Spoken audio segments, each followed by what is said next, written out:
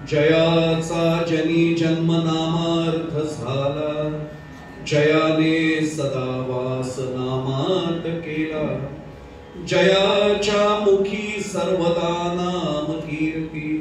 नमस्कार त्या ब्रह्म चैतन्य मूर्ती सद्गुरुनाथ महाराज की जय। सद्गुरु श्री ब्रह्म चैतन्य महाराज की जय।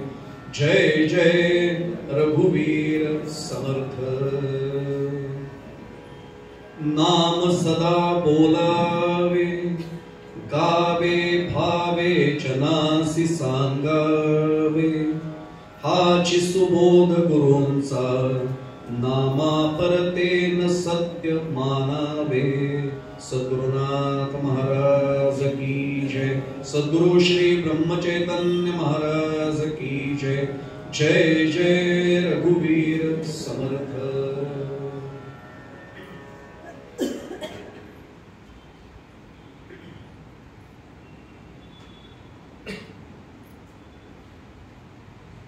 खोपोलीमधील नामसाधना केंद्राच्या वतीनं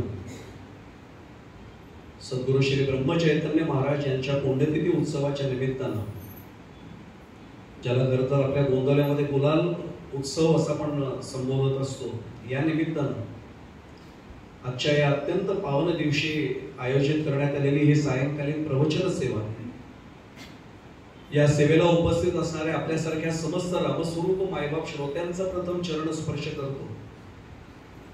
आपल्या सर्वांच्या चरणी कृतीने शक्य नसलं तरी मनाने भावाने मी साष्टांग प्रणिपात करतो। प्रत्यक्ष प्रभू रामचंद्रांना आणि आपले सर्वांचे सद्गुरु श्री ब्रह्मचैतन्य महाराज यांना प्रार्थना करतो की आजची सेवा त्यांनी त्यांच्या चरणी रुजू करून घ्यावी। माझं खरं तर परम भाग्य आहे की नामसाधक नामधारक जिथे राहतात आणि त्यांनी आयोजित केलेला आपल्या सद्गुरूंचा कार्यक्रम, त्यांच्या पुण्यस्मरणाचा कार्यक्रम, हे प्रवचन सेवेला आलोय हे माझं भाग्य नुसतं नाहीये, या निमित्तानं महाराजांची सेवा घडते एक भाग्य। आणि नामावरच ज्यांची प्रीती आहे असे सगळे गुरुबंधू गुरुभगिनी या निमित्ताने भेटणं हा दुसरा महत्वाचा माझ्यासाठीचा पुण्य लाभ। आणि म्हणून मी खरं तर महाराजांच्या चरणी पुन्हा एकदा नतमस्तक होतो की हा योग त्यांनी फार चांगला माझ्यासाठी आणला। सगळ्या क्षेत्रातले आपण मान्यवर आज इथे उपस्थित आहात, आपल्या सर्वांच्या चरणी पुन्हा एकदा नतमस्तक होतो आणि थेट निरूपणाला प्रारंभ करतो। आज माझं परमभाग्य, माझे परम स्नेही राजीवजी मोळेकर जे आमचे पत्रकार आहेत तेही स्नेही होते। आणि मी नेहमी उल्लेख करतो की अनेकांना खोपोलीतल्या कदाचित काही जणांना माहिती असतील ते आमचे कीर्तनातले उत्तम तबलजी साथीदार आहेत, त्यामुळे त्यांचा तोही भाग सेवेचा आहेच आहे। ते साक्षीदार आहेत की आत्ताच इंदोरला महाराजांच्या सेवेमध्ये 3 सेवा करून आलो आणि महाराजांनी पुन्हा एकदाच गुलाल उत्सवाच्या दिवशी सुद्धा आपल्या सर्वांचं दर्शन घडवण्याचं भाग्य मला दिलेलं आहे। 3 दिवस तिथे मोळेकर साहेब 2-2 तास बोलून सुद्धा त्या विषयाला पूर्ण न्याय सुद्धा नव्हता देता आला। आज मला एकाच प्रवचन सेवेमध्ये महाराजांच्या नामसाधनेच्या संदर्भात भाष्य करायचंय, अर्थात करून घेणारी शक्तीच मागे आहे, त्यामुळे ती चिंता करण्याचं काही कारण नाही। फक्त आव्हान असेल 1.5 तासामध्ये नामसाधनेबद्दल बोलायचं, हा मोठा आव्हानाचा विषय आहे। निरूपणासाठी समोर ठेवलेला जो त्याला आपण श्लोक म्हणा, त्याला खरं तर आमच्या कीर्तनात आर्या म्हटलं जातं, आर्या वृत्तामधील ते वृत्त आहे। सगळ्यांच्या पाठातला ते रोज घरात आपण म्हणत असलेला असाच तो श्लोक एक प्रकारे, तो आर्या काही त्याला म्हणा, तो मुद्दामून चिंतनासाठी आधार म्हणून समोर ठेवलाय। आणि हर्डीकर साहेब खरं सांगायचं तर हाच सुबोध गुरूंचा हा एकदा कळला की महाराजांना सर्वात आनंद होणार आहे। मला आज बोलायला फार वेळेची मर्यादा आहे, म्हणून मी एक सांगू आपल्याला, महाराजांची कृपा व्हावी असं वाटत असेल तर सर्वात सोपा मार्ग आहे त्यांनी दिलेल्या मार्गावरनं चालणं, याच्यापेक्षा काही करण्याची गरज नाही। आणि त्यांना काय आवडतं, मगाशी आपण खूप छान त्यांनी सुतोवाच केलं की जेथे नाम तेथे माझे प्राणही सांभाळावी खूण, आणि महाराजांनी वचनच दिलेले की नाम जिथे असेल तिथे मी आहेच आहे। आणि आताही आपण नामस्मरण केलंय, आताही नामातच आपण आहोत, याचा अर्थ इतका खात्रीचा बाळगा मनामध्ये की महाराज इथे आता सुद्धा आपल्याला आशीर्वाद देण्यासाठी उपस्थित आहेतच। पण त्यांचाच सुबोध आपण डोळ्यासमोर ठेवूया आणि त्याच्या आधारे जेवढं चिंतन आपल्याला उपलब्ध मिळेल. 2 मर्यादा असतात बरं का, नेहमी मी सांगत असतो आवर्जून. 2 मर्यादा आहे. एक वेळेची मर्यादा आहे. आर्डीकर साहेब, पाटील साहेब, भोमे साहेब, आपण कृपावंत व्हाल, 5 मिनिटं वाढवून द्यालो. वेळेची मर्यादा, बुद्धीची मर्यादा कशी वाढेल? ती सद्गुरूंनी या जन्मात दिली तेवढीच राहणार आहे, ती नाही वाढू शकत. त्यामुळे त्यांच्या कृपेने जेवढं तास दीड तासात विषयाला न्याय देते तेवढा प्रयत्न त्यांच्या कृपेने करूया. काय अर्थ भरलाय खरं तर त्यांनी जे आयुष्यभर ज्यासाठी अवतार घेतला ते एवढ्या एका आर्यतनं सुद्धा आलेलं आहे. नाम सदा बोलावे. आता खूप गाढा अर्थ आहे त्याचा. सदा बोलावे म्हणजे काय हो? सदा आणि सर्व काळ 2 शब्द आपल्याला अध्यात्मात येतात आणि हे दोन्ही शब्द समानार्थी म्हणून मराठीत सांगितले जातात. इथे खरं सांगू, शिक्षण क्षेत्रातले अनेक मान्यवर सुद्धा माझ्यासमोर आज आहेत. सर आपण आहात असे या इथे देखील शिक्षण क्षेत्रातले अनेक मान्यवर आपण आहात. तरी सुद्धा सांगतो, सदा आणि सर्व काळ हे समानार्थी वाटणारे शब्द असले तरी त्यातही थोडा भेद आहे. उदाहरण सांगतो. काळ वेळ नसे नाम संकीर्तनी, उच्च नीच योनी हेही नसे, धरा नाम कंठी सदा सर्व काळ, मग तो गोपाळ सांभाळेल. हा कोणाचा अभंग आहे? संत शिरोमणी नामदेव महाराजांचा अभंग आहे. काय म्हटले त्याच्यात? काळ वेळ नसे नाम संकीर्तनी, उच्च नीच योनी हेही नसे, पण धरा नाम कंठी सदा सर्व काळ. आता त्यांना शब्द काही सुचत नव्हते म्हणून मीटरमध्ये बसण्यासाठी नामदेव महाराजांनी असं म्हटलंय का? मुळात एक सांगू आपल्याला, नावच नामदेव महाराज आहे, ज्यांच्यासाठी नाम हा देव झाला होता आणि नाम या माध्यमाने ज्यांनी देव आपलासा केला असे नामदेव. त्यांनी आपल्याला सांगितलं असं की सदा सर्व काळ. सदा याचा अर्थ सदैव, पण सर्व काळ याच्यात अनेक खरं तर खूप त्याचा तपशील सांगते. मुळात 3 काळ सर्वांना आपल्याला माहिती आहे, भूतकाळ, वर्तमान काळ आणि भविष्यकाळ.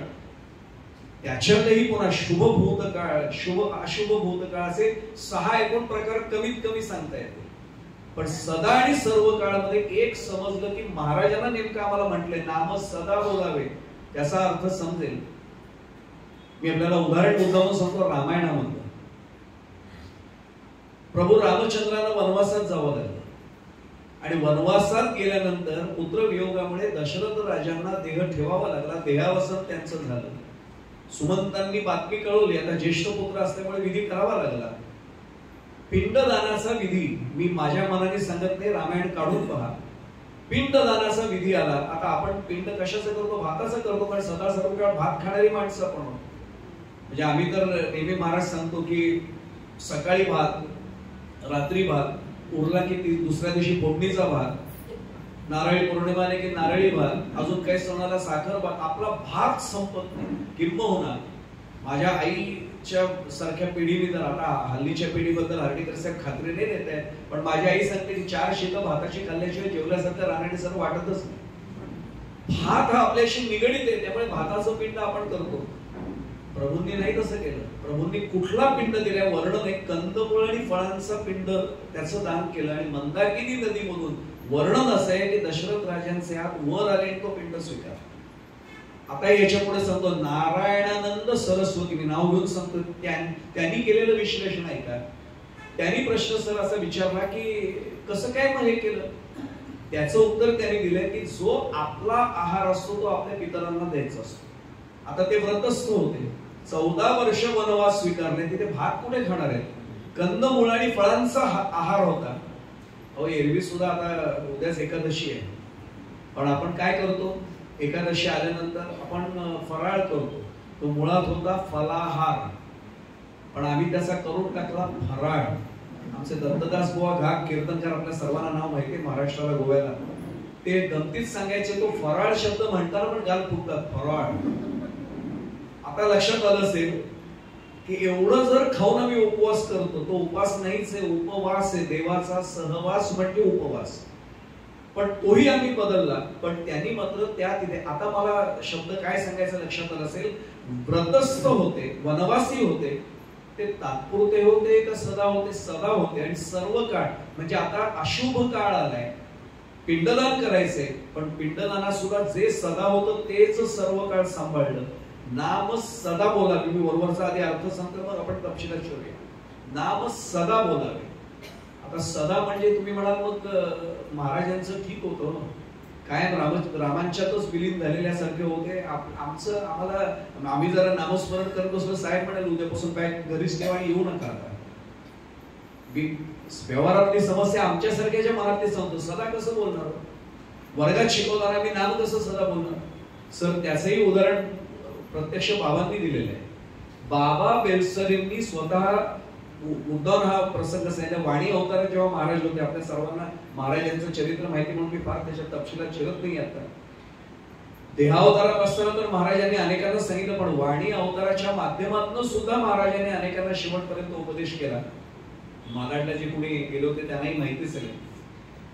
बाबांनी त्यांना प्रश्न विचारला की मी प्राध्यापक आहे, तत्वज्ञान मला 45 मिनिटं शिकवावी लागतात. महाराज मी अडचण माझी अशी होती की नामातनं मला बाहेर नाही पडावंसं वाटत, पण अडचण अशी आहे की वर्गात गेल्यानंतर तत्वज्ञान शिकवायला लागतं, नाम डोक्यात कसं ठेवू? महाराजांनी एकच उत्तर दिलं, सोपं काम सांगू का? सांगा ना म्हटले महाराज. वर्गात शिरताना दाराशी थांब म्हटले उंबरठ्याशी, माझं स्मरण कर, माझा चेहरा मनासमोर. काय सर मी एक सांगू, ऐसा गुरु मिळणे भाग्याचे. काय महाराजांनी सांगितलं असेल पुढचं वाक्य, माझं स्मरण कर, माझा चेहरा डोळ्यासमोर आण. आणि मग सांग फक्त की महाराज आता माझा तास सुरू होत आहे, मी आता तत्वज्ञान शिकवतोय, फिलॉसॉफी माझा विषय शिकवतोय, जाऊन कर्म तुझं कर म्हणले. संपला तास की पुन्हा उंबरठ्याशी उभा राहा, पुन्हा माझं स्मरण कर, पुन्हा माझा चेहरा डोळ्यासमोर आण. आणि मग महाराज लेक्चर संपलं आणि मग नामस्मरण सुरू कर. तर बाबा म्हटले, बाबांनी स्वतः सांगितलेला अनुभव. बाबा म्हटले मी तरी विचारलं महाराज यांनी काय होईल? ते म्हणजे काही होणार नाही, 45 मिनिटं तुझं कर्म तू कर, प्राध्यापक म्हणून तुझं लेक्चर घे, तेवढ्या 45 मिनिटात तुझं नाव मी सांभाळेन. काय याच्यापेक्षा सद्गुरूंनी आमच्यासाठी करावं? महाराज जेव्हा म्हणतात नाम सदा बोलावे, आम्ही शंका काढत बसतो, अहो सदा बोलावे मग कामधंदा नाही का? त्याच्यातही सांगतो, वामन पंडितांनी फार त्याच्यावर चांगला बोध केलाय. संसार कामा करिता रिकामा. आपण खूप व्यासंगी श्रोते आहेत म्हणून थोडं त्याचा तपशील सांगतो, याचा शब्दश्लेषपणे आहे. संसार कामा करिता रिकामा, होशील केव्हा भजशील रामा. याचे दोन अर्थ होतात बरं का. संसार कामा करिता रिकामा म्हणजे संसार कामासाठी तू रिकामा असतोस, बरोबर. उदाहरण सांगू, आता जर मला कोणी विचारलं येतं का गोंदवलेला, आलो असतो, आनंदाने आलो असतो, साहेब रजा नाही म्हणताय. वामन पंडित प्रश्न विचारतात, आजारीच पडलास, अगदी स्पष्ट भाषेत बोलायचं तर जुलाबच होत आहे, साहेबांना सांगशील का? नाही तरी तुमचा धाक आहे म्हणून मी येतोय कामाला, विदाऊट पे गेले तरी टाकाल. आणि त्याच्या पुढचं जाऊन सांगू, आपण सगळे गुरुबंधू गुरुभगिनी त्यामुळे थोडं मोकळेपणाने बोलतो. नेमकं पत्नीच्या माहेर म्हणजे तिच्या माहेरपैकी कोणीतरी जर सिरियस झालं, सांगा बरं मला, उद्या साहेब रजा नाही देते म्हणून, रजा ऍडजस्ट होते, साहेबांना सांगतो साहेब मला आता जावं लागणार आहे, पण तेव्हा कसं जातो आपण? संसार कामा करिता रिकामा, संसार कामासाठी तो रिकामा असतोस. आणि दुसरा अर्थ सांगू, वर्ण येताना ज्या अर्थी आपण नामात आलो याचा अर्थ काहीतरी घेऊन आलोय, पण संसार काम करता करता रिकामा होत चाललोय, त्याचं काय करणार? नाम जर नाही घेतलं तर काय अर्थ आहे त्याचा? संसार कामा करिता, संसारातली कामं करता करता रिकामा होत चाललोय, ते आपलं सगळं पुण्य संचय संपत चाललंय. दोन अर्थ याचे निघतात. वामन पंडित म्हणतात संसार कामा करिता रिकामा, होशील केव्हा भजशील रामा. रे केव्हा रिकामा होशील, केव्हा रामाचं भजन करशील? मग आम्ही त्यांना सांगितलं, वामन पंडित तुमचं ठीक आहे हो, आम्हाला नाही जमत आहे, काम आहे आमचे संपत नाहीये. लगेच त्यांनी सांगितलं, कामा म्हणजे आता तरी तू धरी एक नेमा, कामात कामा भजशील रामा. अरे आता तरी नेम धर की काम करता करता तू नाम घेशील. नाम सदा बोलावे आपलं चिंतन चाललंय. मी आता फक्त शब्दार्थाकडे अजूनही आहे. सदा याचा अर्थ सदैव, मी काम करत असेल तरी सुद्धा श्रीराम जयराम जय जयराम म्हणाला काय बिघडतो? मी काय म्हटलं आपल्या लक्षात आलं असेल. आणि एक साधं उदाहरण आमचे घातबुवा द्यायचे की आमची ती माऊली सकाळच्या धावपळीच्या वेळात, आता खूप सोपं झालंय, पाणी भरण्याचं काम आता फार राहिलं नाहीये. त्यांचे मकरंदबुवा नेहमी सांगतात की आता पाणी भरणं म्हणजे कसं, एका बादलीतली नळी काढायची, दुसऱ्या बादलीत टाकायची, तिखट नसली की टबाट टाकायची, बॉल सुरू केला की टाकी भरतेच आहे. हा झालं एकदाचं पाणी भरून. खेडेगावात ते म्हणले जाऊन बघा, आजही डोक्यावरनं कळशाच्या कळशा हांडे भरून पाणी आणावं लागतं.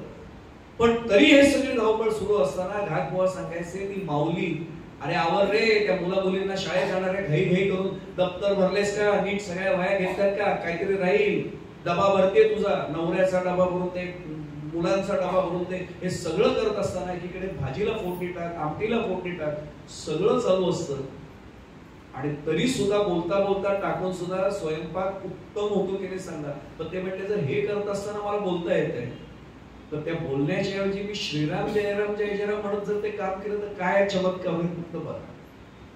मी पुढे जाण्यापूर्वी सांगू आपल्याला, आपण जांभिवलीच्या उपासना केंद्रात अनेक जण येऊन गेलेला प्रत्यक्ष, आता ते नाही आहेत बिचारे, पण हरिभक्तीपरायण नाना स्वतः जेव्हा होते, विष्णू प्रभाकर गांधल, नाना गांधल, त्यांच्या एक परिचित आजी होत्या, 85 वर्ष त्यांचं वय होतं, पण त्या महाराजांशी थेट बोलायच्या. त्याने एकाने प्रश्न विचारला, महाराजांशी तुम्ही बोलताय? ते म्हटले महाराज माझं ऐकतात की नाही मला चिंता नाहीये, मी सांगितलं की महाराज ऐकतात. त्या बारीक गोष्टी सांगायच्या, ते चहा समोर महाराजांच्या समोर काय, त्या म्हटले मी जे घेते ते उपचार महाराजांना मी देणार, कारण मी घेते म्हणजे माझ्यात ते अनुसूचित आहेत ना, मग मी चहा घेणार म्हणजे महाराज आतपासून घेतातच आहे, मग मी आधीच म्हणेन ना महाराज चहा घ्या ना, आणि त्या चहा घेत त्याला द्यायच्या रेणमोहनाच्या, महाराज सावकाश होऊ दे, गरम आहे थोडा, आणि मग त्या तोच कप प्रसाद म्हणून घ्यायच्या, आणि मग ते पुन्हा ठेवायचे, महाराज क्षमा करा जरा साखर कमी पडली आहे थोडी, सांभाळून घ्या, उद्या नाही पडणार कधी अशी कमी. काय अधिकार असेल? खरं सांगू आपल्याला, आपण आपल्या सद्गुरूंशी असं जोडलं गेलो ना, ज्या क्षणाला ओळखा, हे अनुसंधान साधलं गेलं की महाराजांची कृपा झाली म्हणून समजायची. प्रत्येक क्षणाला वाटलं पाहिजे महाराज आहेत बरोबर. याला सदा शब्द आहे. महाराजांचं नाम फक्त मी सकाळी एकदा जपाला बसेल तेवढ्या पुरतं नाही घ्यायचंय, अखंड. म्हणून महाराज सांगतायत नाम सदा बोलावे, गावे भावे जनांसी सांगावे. मी फक्त शब्दार्थ पुन्हा पुन्हा सांगतोय, सावल्यांचा मी शब्दार्थच सांगतोय. जनांसी सांगावे म्हणजे काय? आपण मोठ्यानी सुद्धा नाम आपण जपाला बसतो मनात घेतोय, मानसिक जप आहे आपला, पण जेव्हा जेव्हा शक्य आहे तेव्हा तेव्हा प्रत्येक वेळी श्रीराम जय राम जय जय राम, श्रीराम जय राम जय जय राम, श्रीराम जय राम जय जय राम, जेव्हा जेव्हा शक्य आहे त्यावेळी जरूर म्हणावं. गावे भावे जनांसी सांगावे. याचं कारण असं, समजा माझ्याकडे कोणी मला तो गुरुबंधू गुरुबहिणी नसेल सुद्धा, तो नामधारक नसेल सुद्धा, कदाचित आध्यात्मिक वाटचाल सुरूही नसेल झाली, पण मी जेव्हा श्रीराम जयराम जय जयराम म्हणतोय त्यावेळी जर त्याने ते ऐकलं, त्याच्याही मनामध्ये, आम्ही फिजिक्स मध्ये त्याला इंडक्शन म्हणतो, मॅग्नेटिक इंडक्शन, इलेक्ट्रिक इंडक्शन, प्रवर्तन होतं, त्यालाही म्हणावंसं वाटतं की अरे नाही, जे सायन्स मध्ये त्यांना लगेच बरोबर कन्सेप्ट समजली, संकल्पना समजली, आपोआप होतं की नाही बघा. चुंबकाच्या जवळ एखादा चुंबकीय पदार्थ म्हणजे मॅग्नेट जवळ मॅग्नेटिक सबस्टन्स आणला की मॅग्नेटिझम त्याच्यात निर्माण होतो, चुंबकत्व निर्माण होतं. मी जर नाम मोठ्याने घेत असेल तर ऐकणारा मनात काय म्हणतो, ह्या एवढं तरी करेल, श्रीराम जय राम, तो एकदा तरी म्हणेल ना निदान. याच्यापेक्षा काय आनंद आहे? गावे भावे जनांसी सांगावे. आणि महाराजांचं सांगू आपल्याला, मी पुन्हा पुन्हा सांगतो, मला वेळेची मर्यादा खूप जाणवणार आहे, पण मी एक सांगतो आपल्याला, महाराजांचा आज पुण्यतिथीचा म्हणजे पुण्यस्मरणाचा दिवस आहे, त्यांचा शेवटचा जो अभंग आहे, मी इंदोरला तोच खरं तर चिंतनाला समोर ठेवला होता 3 दिवस. महाराजांनी जो अभंग शेवटचा म्हणून सांगितला आम्हाला सगळ्यांना, आपल्या नामधारकांना, शिष्यांना त्यांनी केलेला तो शेवटचा उपदेश होता. आजवरी तुम्हा सांगितली मात, नामावेन हित मानू नका, मानू नका नाम साधन लहान, तुम्हा माझी आण जीवे भावे, मानू नका सार संसार असार, दृश्य हा जोजार मानू नका. मी एकच सांगतो, त्यातला शेवटचा चरण मला सांगायचं आता या संदर्भात. महाराज म्हणाले शेवटचे दिन, त्यांची नाममुद्रा ज्याला आपण म्हणतो ते दीनदास आहे. दीनदास म्हणे सांगतो ते ऐका, अभ्यास वैखरी सोडू नका. वैखरी आपल्याला माहितीये, परा पश्यंती मध्यम आणि वैखरी 4 वाणींचे प्रकार आहेत. अनेक जण चिंता करत बसतात तो परेतनं नाम घ्यायचं का. महाराजांचं वाक्य आता सांगतो, आज मला महाराजांचं चरित्र नाही मांडायचं, पण महाराजांचा उपदेश त्यांना स्मरून आपल्या समोर ठेवायचं आहे. महाराजांचं वाक्य असं आहे की सद्गुरूंकडून नाम एकदा आलं की ते परेतून आलेलं असतं. सद्गुरूंकडून आलेलं नाम हे परेतून आलेलं असतं, परावाणीतून असतं. आपल्याला ते पश्यंतीत रुजवायचंय. मध्यमेमध्ये साठवायचे आणि वैखरीने ते घ्यायचे. म्हणून अभ्यास वैखरी सोडू नका. महाराजांचा शेवटच्या अभंगातला तो उपदेश आहे, अभ्यास वैखरी सोडू नका. माझा साधा चिंतनाचा भाग आहे, नाम सदा बोलावे, गावे भावे, जनांसी सांगावे. महाराज जेव्हा सांगतायत गावे भावे म्हणजे मोठ्याने पण म्हणा, अभ्यास वैखरी सोडू नका. का म्हणाले असतील होते? त्याला नामदेव महाराजांना शरण जावं लागतं. असत्याचे मळ बैसले जे वाचे, ते न जाती साच तीर्थोदके.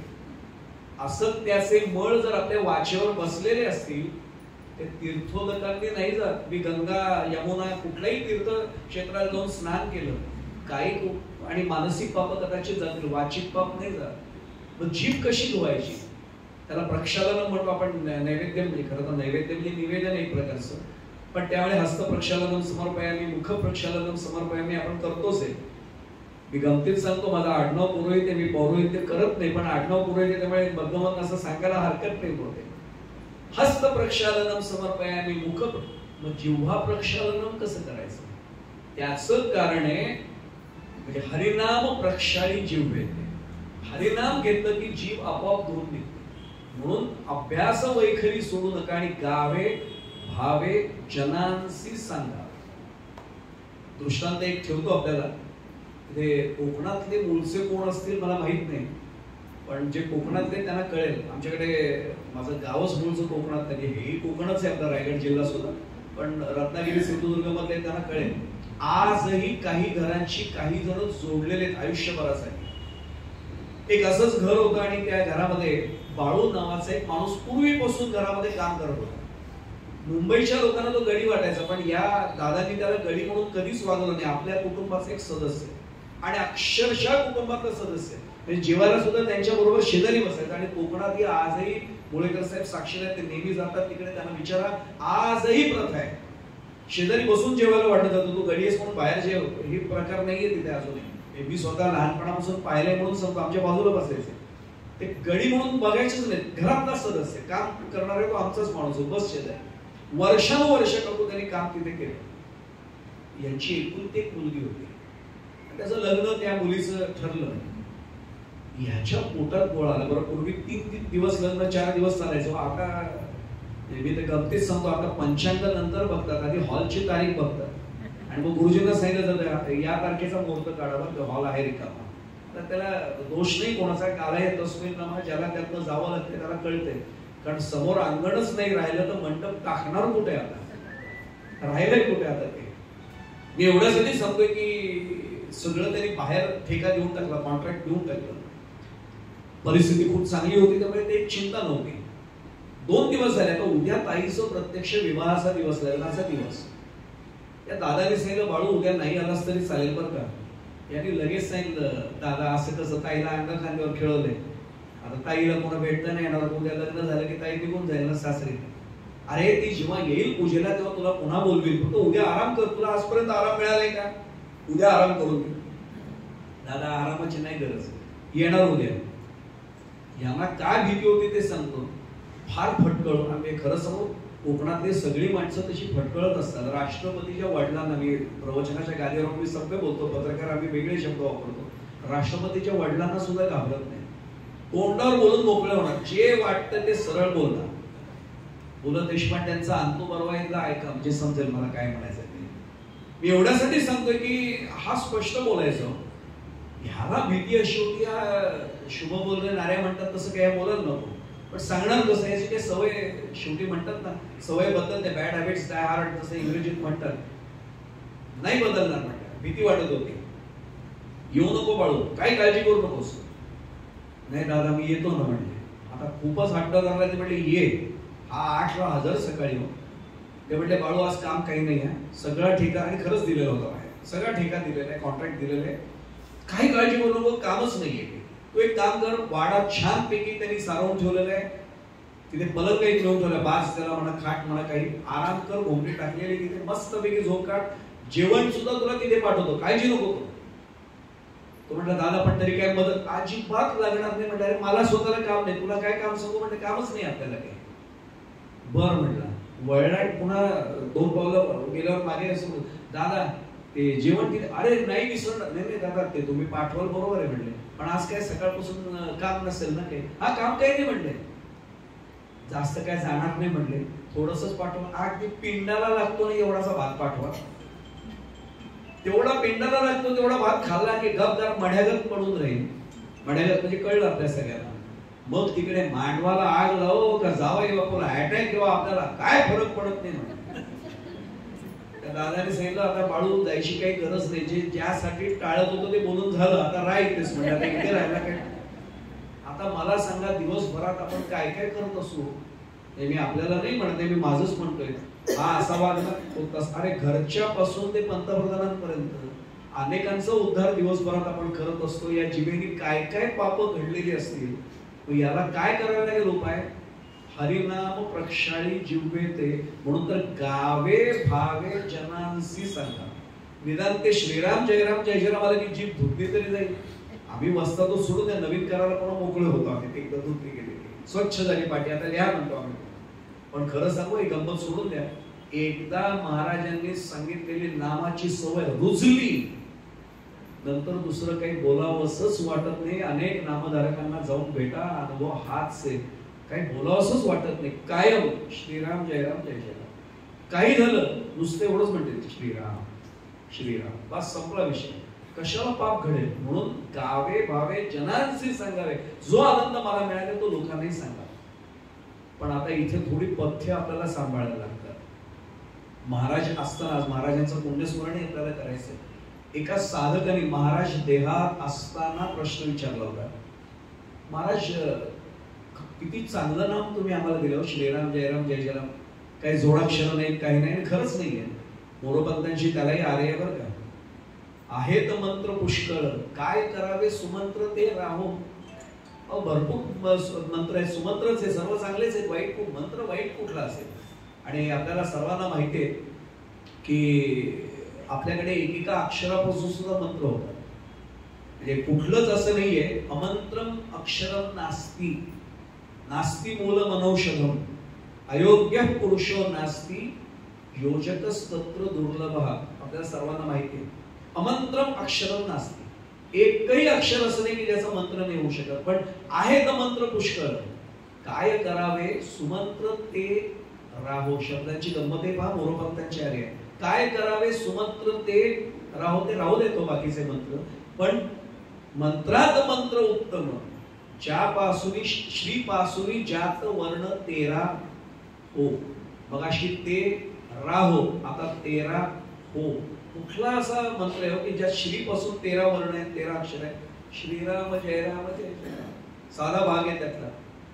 पण आम्ही महाराजांना सांगितलं महाराज किती छान मंत्र आहे, पण त्या साधकाने पुढचा प्रश्न विचारला, महाराज हे आम्ही मंत्र तुम्ही सांगितल्याप्रमाणे आता दीक्षा मिळाली आम्हाला खूप आमचं, आणि त्या साधकाचं भाग्य काय, सर्व महाराजांनी अनुग्रह प्रत्यक्ष देहात असताना दिला होता. आणि तरी प्रश्न विचारला की महाराज हा मंत्र म्हणत असताना कुठल्या अक्षराला श्वास आत घ्यायचा आणि कुठल्या अक्षराला श्वास बाहेर सोडायचा. मी एक सांगू आपल्याला, महाराजांचं चरित्र ज्यांनी अभ्यास देतो ना कळेल. महाराज मिश्किले होते आणि संत मिश्किल असतात. हसले आणि म्हणले अरे तुझं कौतुक वाटतं मला. तो पटकन हे झाला दसकला, महाराज काय कौतुक, अरे तुझं श्वासावर केवढं नियंत्रण आलंय, तू ठरवतोय श्वास आत कधी घ्यायचा बाहेर कधी घ्यायचा. अरे अनेकांना म्हणे श्वास कधी बाहेर गेल्याला आत गेल्याचा भरोसा नसतो, पण तू ठरवतोय श्वास केव्हा आत घ्यायचा केव्हा बाहेर सोडायचा. तरी त्याला कळेना. नंतर मग त्यांनी सांगितलं अरे राजा, ज्याचं नाव आपण घेतोय तो श्वास आपले सुरू ठेवतोय, तू चिंता कशाला करतोय, ज्याच्यामुळे तो श्वास सुरू आहे त्याचं फक्त नाव घेत राहा बस. श्रीराम जयराम जय जयराम, संपला विषय. पण आता सांगतो हे नाम कसं घेतलं पाहिजे, श्वासाबरोबर घेतलं पाहिजे. बरोबर आहे, महाराजांचं वाक्य सांगतो, हे माझं वाक्य नाही. श्वासात नाम घ्यावं का नाम सुरू असताना श्वास घ्यावा याची चिंता करू नका. माझ्या प्रत्येक श्वासाला नाम सुरू राहील एवढीच काळजी घ्या. माझ्या प्रत्येक श्वासाबरोबर नाम घेत राहील एवढंच बघा. आणि म्हणून मुद्दाम माहिती म्हणून सांगतो, संस्कृत मध्ये त्याला सुभाषित आहे किंवा श्लोक म्हणा त्याला, प्रतिश्वासम सविश्वासम रामम पद दिने दिने. प्रतिश्वासम म्हणजे प्रत्येक श्वासाबरोबर, सविश्वासम नुसतं घ्यायचं म्हणून नाही घ्यायचं, सविश्वासम दृढ विश्वासाने सविश्वासम रामम वद दिने दिने. प्रत्येक दिवशी प्रत्येक श्वासाबरोबर पण सविश्वासम, जसं आवडीने भावे हरिनाम घेसी मग तुझी चिंता त्यासी सर्व आहे. पण आवडीनं आणि भावानं दोन्ही प्रकारे ते नाम घेतलं गेलं पाहिजे. म्हणून महाराजांनी सांगितलं, त्याच हा सुभाषितकार सांगतोय, प्रतिश्वासम सविश्वासम रामम पद दिने दिने. का को विश्वासम पुनश्वासम आगमिष्यति वानव. एकदा बाहेर पडलेला श्वास म्हणजे उच्छ्वास पुन्हा आत घेता येईल काय भरोसा आहे. आत्ता श्वास सुरू आहे तर आत्ता श्रीराम जय जयराम म्हणून घे. मी उद्या करीन होत नाही. मी इंदोरला एक दृष्टांत आठवलं दिला होता. आता बोलता बोलता उद्या करीन म्हणताना आठवलं, काही नामधारक म्हणतात की महाराज मलाही पटतंय पण अनुग्रह नव्याने जे घ्यायला जातात ना पहिल्यांदा ते विचारतात गुरुजींना माळा किती जवळ झाल्या पाहिजे. ते म्हणतात किमान एक. आम्ही सोयीने ऐकतो एक, तो किमान एक आहे बरं का. म्हणजे कमीत कमी एक व्हायला पाहिजे. अनेक झालेला आनंदच आहे ना, पण आम्ही सोयीने ऐकतो एक. अच्छा एक करायचे माळ. मी एवढ्यासाठी सांगतो की एक माळ करता करता एवढं झालं पाहिजे की शेवटी ती सवय अशी झाली पाहिजे की हातात ते माळ कधी गळून पडली कळलं नाही पाहिजे. तेही मला एक मित्र भेटला होता. मला वाटलं माझं झालं महाराजांनी सांगितलं तसं, हातात ते माळ कधी गळून पडते मला कळत नाही. म्हटलं तसं काय कमाल आहे म्हटलं. तो म्हटलं नाही मी बसतो ना सकाळी एकदम पहाटेच उठून बसतो म्हणजे 4:30ला. पत्नी येऊन हळूच सांगते माळ खाली पडते. माझी माळ कधी गळून पडते कळत नाही. याला नाही माळ गळून पडणं म्हणत. माळ गळून पडली तरी कळलं नाही पाहिजे. म्हणजे हातात माळ नसली तरी चालेल. अहो रात्र प्रतिश्वासम सविश्वासम रामम वद दिने दिने. एवढं घडलं पाहिजे आतमध्ये. प्रत्येक श्वासाबरोबर श्रीराम जयराम जय जय. हे जर होत असेल तर ओळखायचं की महाराजांची कृपा झाली. मी एक सांगू आपल्याला, महाराजांचं एक वाक्य अनेक जण कीर्तनकार प्रवचनकार सुद्धा सांगतात की अरे जिथे नाम आहे ना तिथे मी श्वानासारखा राहील. याचं कारण अनेक जण म्हणतात नाही महाराज श्वानासारखे. अरे श्वानाचं लक्ष ठेवणं काम आहे. महाराज बसलेत आणि एक सांगू आपल्याला अनुभव, आपल्याकडनं राहत नाही सोडून द्या, पण जर एखाद दिवशी जप राहिला ना पाटील साहेब त्यावेळी कोणतरी गुरुबंधू गुरु भगिनीचा सहज फोन येतो. काहीतरी वेगळ्या कारणाने येतो. तो पटकन म्हणतो आत घरी यायचं जरा फक्त जरा थोडे 10 मिनिटात येतो. जप राहिलाय तेवढं करतो येतो. महाराजांनी चापट मारलेली असते तुझा राहिलाय. काय आठवण करण्याचं निमित्त असेल आणि हा अनुभव अनेकांनी घेतलेला असेल. मी खात्री देऊन सांगतो आज काहीतरी वाक्य असं येतं ना की आपल्याला अरे आपला राहिलाय आता बरं का मी येतो बरं का 10 मिनिटात मला थोडं जप राहिलाय तेवढं करून येतो. आणि मग लक्षात येतं की हे महाराजांची योजना आहे. आणि ह्या नामाबद्दल जेव्हा महाराज आग्रह धरतात तेव्हा मी पुन्हा सांगतो दृष्टांत की नंतर करीन मग मला सोय झाली की करीन. त्यावेळी आपल्याला एक दृष्टांत कदाचित जुन्या लोकांनी ऐकलं असेल. रामेश्वरमला घडलेला प्रसंग आहे. रामेश्वरमला जे जाऊन आले असेल मी गेलेलो नाही अजून, पण समुद्र किनारा आपल्या रायगडवाल्यांना कुठे नवीन, अनेक समुद्र किनाऱ्यांवर आपण गेलो. एक गृहस्थ बसला होता. भरतीची वेळ होती. लाटा अशा टणाटण वरती येऊन किनाऱ्यावर आपटत होत्या आणि हा बसला होता. असं उकिडवा बसलेला होता. समुद्राकडे एकटक बघत होता. आता आपल्याला माहिती आहे समुद्र स्नान करून रामेश्वरमचं दर्शन आहे. आणि काय योगायोग बरं का, म्हणजे अद्वैती तो नाही माझे समाधान गोड हे चरण सेवा तुझी तुकोबांचा मागणीपद प्रकरणात अभंग आहे. हा इथे तंतोतंत आपल्याला अनुभवाला येतो.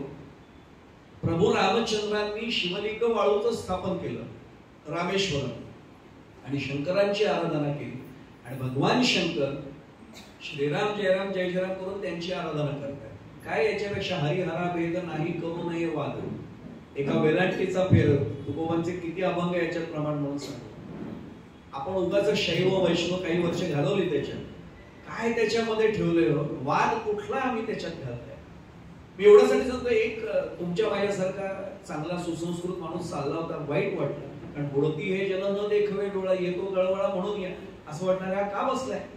पटकन तो तिथे गेला. महाराज स्नान करताय ना रामेश्वरमचं दर्शन घ्यायचं नाव घ्यायचं. समुद्र स्नान करणारे दर्शनालाच येणार. पण चला ना म्हणे महाराज येतोच म्हणतो तुम्ही व्हा पुढे. याला वाटलं कोणीतरी येणारे हा वाट बघतोय. गेला तो पुढे. स्नान झालं पुन्हा बघतो हा तसाच त्या समुद्राकडे असा उकेडवा बसून बघतोय. महाराज पंचा कमी आहे का. माझ्याकडे 2-3 अतिरिक्त आणलेले आहेत एक्स्ट्रा आजच्या भाषेत आहेत माझ्याकडे. काय काळजी करू नका तुम्हाला एक देतो कोरा पंचा घेऊन टाका. नाही माझ्याकडे पण कपडे वगैरे काय पिशवीत दाखवले सगळं आहे म्हणे. तुम्ही व्हा पुढे दर्शन घ्या मी आलोच. आता याचं दर्शन झालं. याला उत्सुकता आहे आता तरी याचं स्नान झालंय का.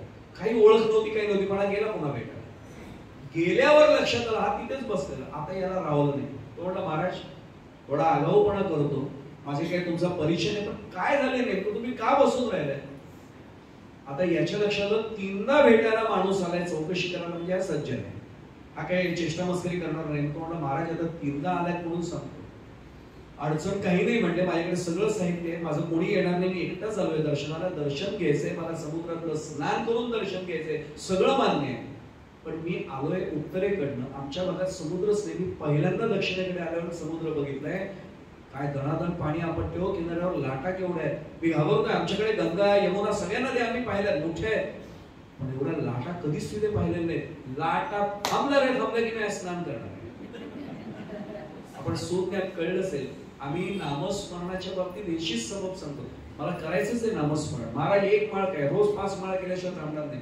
प्रपंचात आहे ना, कामं आहेत, अडचणी आहेत, त्या थांबल्या एकदा सुरू करतो की नाही बघा, आयुष्यात जसं त्याचं समुद्र स्नान होणार नाही, आमचं नामस्मरण सुरूच होणार नाही.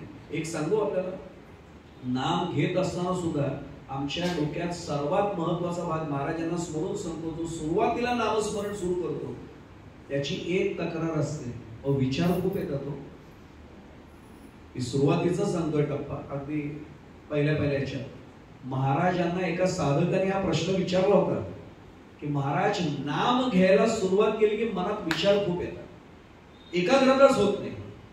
हे माझं उत्तर नाही, महाराजांनी दिलेलं उत्तर सांगू आपल्याला. म्हणून मी सांगितलं महाराजांचं पुण्यस्मरण चरित्र आपल्याला सगळ्यांना माहिती आहे, मी त्यांच्या विचारांनी करूया. महाराजांनी दिलेला उपाय सांगतो. महाराज म्हटले अगदी मान्य आहे, नामस्मरणाला सुरुवात केली, नाम घ्यायला सुरुवात केली की विचार येतात म्हटले. सोपा उपाय सांगतो, सोपा उपाय सांगा म्हटलं. जे विचार येतात त्यांचा विचार करणं सोडून द्या. वाक्य दिसायला सोपं आहे, पण त्याचा अर्थ किती गहन आहे बघा. विचारांचा विचार करणं सोडून दे, आपण त्यांचाच मागोवा घेत नसतो. मी एक सांगू आपल्याला, समजा तुमच्याकडे मी आलो, तुम्ही म्हटलात या बसा, मला लक्षात आलं, दखल घेतली, पुढच्या वेळी मी देईन, तिसऱ्या दिवशी, चौथ्या दिवशी, 10 दिवस तुम्ही बघाल या माणसाला काही धंदाच नाही, उठतो की माझ्याचकडे येतो, उठतो की माझ्याचकडे होते. एक दिवस असा येईल, त्याला संस्कृत मध्ये सुभाषित आहे, अतिपरिचया दवज्ञा संत गमना धनादरो भवती मलये भिल्ल पुरद्री चंदन तरू काष्टमी नरम करोते. अतिपरिचयात अवज्ञा आणि संतत गमनात अनादरो भवती. मी सतत हार्डीकर साहेबांच्याकडे एक दिवशी चहा पासली, 2 दिवस पासली, 11व्या दिवशी म्हणजे त्या माणसाला काही घर नाही का दुसरं, माझ्याचकडे येऊन बसतोय, फार तर पाणी असं आपटून ठेवते. आणि अजून काही दिवस गेले की बघणार पण नाही, फार तर पंखा लावून गेले, जे सटकते तिथनं. मी काय म्हणतो लक्षात आलं असेल, विचारांना मग नंतर मी जाईन का, माझ्या लक्षात आलं माझी दखल घेत नाही, जाणं सोडून देत नाही. विचारांची दखल घेऊन तोपर्यंत विचार येत राहणार आहे. म्हणून महाराजांनी इतका सोपा मार्ग दिलाय, मनात जर विचार आले त्यांचा विचार करू नका. काय सोपा उपाय याच्यापेक्षा पाहिजे. आणि येतो बरं का, म्हणजे अगदी सुरुवातीला जे जे आपण अनुभवले, अनुग्रह घेतल्यानंतर दुसऱ्या दिवशी घरी आल्यानंतर प्रत्येकाने पहिला दिवस आठवा, श्रीराम जयराम जय जयराम जप सुरू झाला ना की मनात विचार सुरू होतात. अगदी काही वाईट विचार येणार नाही, पण चांगला विचार येईल, भले अजून काहीतरी विचार येईल, पण येत राहतो. हळूहळू एक स्थिती अशी येते की विचार आपोआप बंद होतात. आणि म्हणून नाम साधनेकडे जाताना महाराजांनी जे सांगितले त्यातला आणखीन एक उपाय आपल्या समोर ठेवतो आणि मग एक दृष्टांत समोर ठेवले. महाराज पुन्हा सांगतोय, देहावस्थेत असताना त्यांना अजून एका साधकाने असाच प्रश्न विचारला, महाराज नामात प्रेम उत्पन्न व्हावं असं वाटत असेल तर काय करावं. बरं वाटलं त्यांना हा प्रश्न ऐकला. सद्गुरूंना हा असा प्रश्न ऐकला की हमखास बरं वाटलं. महाराजांचं वाक्य सांगू, दुर्दैवाने खूप दुर्दैव आहे. महाराज म्हणायचे, मी गोंदवल्यामध्ये केशर कस्तुरीचं दुकान थाटलंय, पण दुर्दैवानं माझ्याकडे येणारे गिऱ्हाईक हिंगजिऱ्याचंच निघतं. काय वाक्य वाटलं, खरं सांगू मला अनेकदा वाटायला लागतं की हिंगजिऱ्याचं गिऱ्हाईक मी नसेल ना, महाराजांना असं वाटणार. मी गेल्यानंतर मुलाचं नोकरीचं काम बघा, मुलीचं स्थळ बघा, हे हिंगजिरं मागणं झालं. महाराज मला रामाचं दर्शन हवंय हो, हे मागणारा गिऱ्हाईक केशर कस्तुरीचा गिऱ्हाईक आहे. महाराजांना कुठलंही गिऱ्हाईक अपेक्षित असेल गोंदवल्यामध्ये, केशर कस्तुरीचं दुकान थाटलंय आणि आम्ही हिंगजिरे देणार नाही तसं नाही बरं का, महाराज द्यायलाच बसलेत. आणि खरं सांगू, ज्यांचा हृदयस्थ परमात्मा हा प्रत्यक्ष प्रभू रामचंद्रच आहे, त्यांना द्यायला काय कमी आहे. आम्ही काय कोणाचे खातो तो राम आम्हाला देतो, हे जर समर्थ म्हणत असतील, आणि समर्थांचाच पुढचा अवतार आहे तो महाराज. महारुद्र जे मारुती रामदास, कली माझी जे जाहले रामदास, जना उद्धराया पुन्हा प्राप्त होती नमस्कार त्या ब्रह्म चैतन्य मूर्ती. रामदास स्वामींचाच पुढचा समर्थांचाच पुढचा अवतार जर आम्ही त्यांना मानतो, द्यायला काय अवघड आहे, पण मागायचं का आम्ही, हे हा त्यातला महत्वाचा भाग आहे. मी एवढ्यासाठी सांगतोय, पहिला टप्पा आमच्याकडे येतो नामोच्चारणाचा. सुरुवात करू ना, येतील विचार, काय बिघडतं, येऊ देत विचार. आणि मग मी नेहमी गमतीत सांगतो, आमच्या घागबुवांचंच मला पुन्हा पुन्हा स्मरण होते. घागबुवांनी इतकं छान एक दृष्टांत दिलाय. ते म्हटले तुमच्याकडे कर्जत, खालापूर, रायगड हा जो भाग आहे ना, म्हणजे जरा शांत डोक्याची माणसं आहेत. मी आधी हसलो होतो थोडं, म्हटलं येऊन राहा 8 दिवस, मग तुम्हालाही सांगते. पण ते म्हणले आमच्याकडे कोल्हापूर, इथे कोल्हापूर जिल्ह्यातले कोणी असेल त्यांना कळेल, कारण घागबुवांचं कोल्हापूर जिल्हा, नरसोबावाडी, दुसरेवाडी. हे म्हणायचे आम्हाला, म्हणे कोल्हापूर जिल्ह्यात येऊन बघा, फटकळ माणसं, तोंडावर फाटकन बोलतील, कुणाला काय वाटेल आम्ही नाही म्हणजे ठेवत कधी. घागबुवांचं नव्हतं बरं का. घागबुवा म्हणजे खडी साखरेपेक्षा गोड. शरद बुवाही तसेच आहे, खूप वेगळा स्वभाव सगळ्यांचा. पण घागबुवा म्हणाले की एका अशाच गृहस्थाला अनुग्रह झाला आणि त्याला सांगितलं रोज 3 माळा जप करायच्या. करीत ना म्हटलं. हा साखर कारखान्यामध्ये नोकरीला होता आणि साखर कारखान्यात नोकरीला जातात, त्याला सवय अशी होती स्नान करायचं. शर्ट पॅन्ट घातली, इन करून झालं की खुर्चीवर बसायचा. पत्नीला सांगायचंय, नामस्मरण सुरू आहे मला, की पत्नीने ओळखायचं. चुलीवर त्यावेळी गॅस नव्हते, जो चुलीवर ते चहाचा आगड, एकीकडे दुसरीकडे दूध, आणि मग ते चहा त्याने घेतला, नामस्मरण झालं की चहाचा कप ठेवायचा साहेबांच्या समोर, चहा घ्यायचा आणि यांनी घ्यायचं. रोजची सवय. याचं नामस्मरण कसं होतं, महाराजांना अभिप्रेत असलं तसं नव्हतं. हा नामोच्चारण करत होता, नामस्मरण नव्हतंच. चालायचं असं श्रीराम जय राम जय जय राम, श्रीराम जय राम जय जय राम. पण लक्ष असं बारीक सरळ, बायको कशी काम करते, श्रीराम जय राम जय जय राम. ती बिचारी विहिरीतलं पाणी आणायची आणि कळशीने बादलीत ओतायची. ते पाणी थोडं सांडायचं. त्यावेळी मातीची जमीन होती, काय सांडलं पाणी तर ते झिरपणारच आहे शेवटी, आपल्याला माहिती आहे. आणि यांनी कशाला ते बघायचं करा, तू नाम घेतोयस ना. पण ते जरा डसमून पाणी 4 दिन बाहेर आलं, श्रीराम जय राम जय जय राम, श्रीराम जय राम जय जय राम. प्रभू घाबरायचे, यार तू मला दरडवून काय विचारतो काय चाललंय, म्हणजे चुकून प्रभूने बोलत म्हटलं असेल छान चाललंय, हा विचारतोय श्रीराम जय जय राम. तो नाम घेतोय, तुझ्या स्वतःच्या नामाच्या धुंदीत राहा, हा त्याला सांगतोय श्रीराम जय राम. एक दिवशी म्हणे घागबुवा म्हणजे गडबड झाली. काय गडबड झाली की पत्नीला काहीतरी काम आठवलं आणि ती मागच्या दाराने शेजारच्या मैत्रिणीकडे गेली.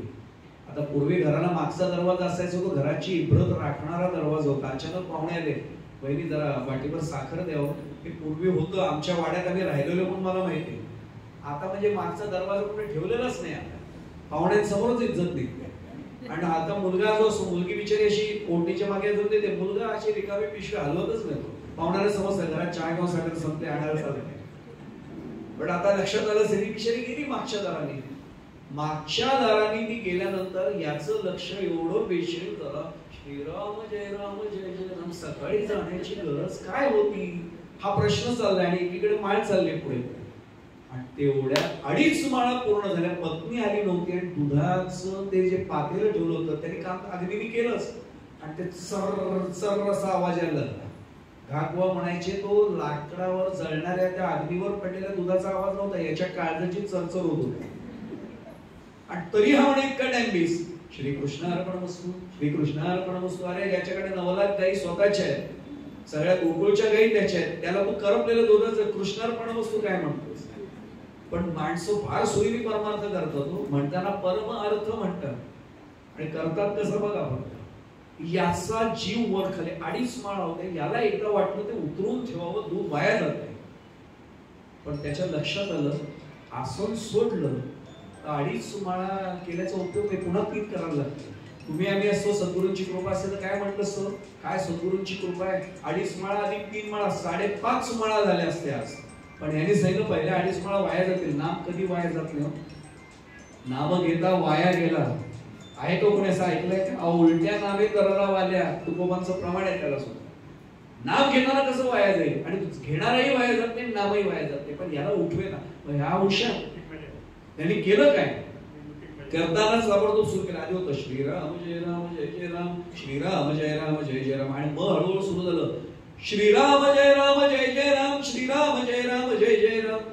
रामचंद्र प्रभू घाबरले वरती, आता हा ओरडायला काय लागला, तरी बायकोला आवाज जाईल ना. घागवा म्हणाले, नंतर त्यांनी असा आवाज बदलला, श्रीराम जय राम जय जय राम. पत्नीला आवाज गेला आणि पत्नीने ओळखलं, आता रामांचं जग नाही सुरू आहे, माझ्या माहेरच्यांचा उद्धार सुरू झाला.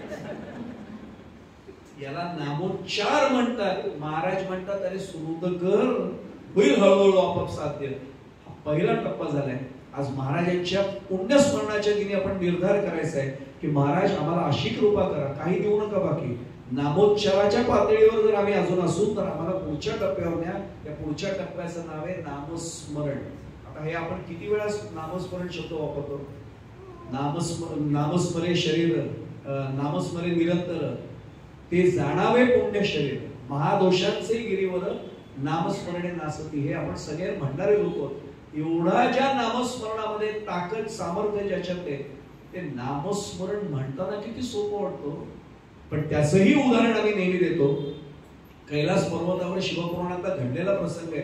त्यावेळी पार्वती देवी नव्हत्या, दक्षकन्या होत्या पूर्वीच्या. आणि दक्षकन्येचा अवतार तो होता. दक्षकन्येनी पाहिलं की महादेव असे बसलेत कैलास पर्वतावर, डोळे असे अर्धोंबिरीत नजरेने आहेत, ओठांची काहीतरी पुटपुटण्याची हालचाल आहे, कंठाची हालचाल सुरू आहे, पण माझ्याशी बोलत नाहीत, काहीतरी पुटपुटणं सुरूच आहे. आणि एकीकडे करत असताना मध्येच डोळ्यातनं अश्रुधारक आहे, त्यात मध्ये खुदकन हसतायत काय. बरं, विचारण्याचं धाडस कसं होणार. त्रिनेत्रधारी आहे, तिसरा डोळा उघडला की समोरच्याचं भस्म ठरलेलं आहे, करायचं काय.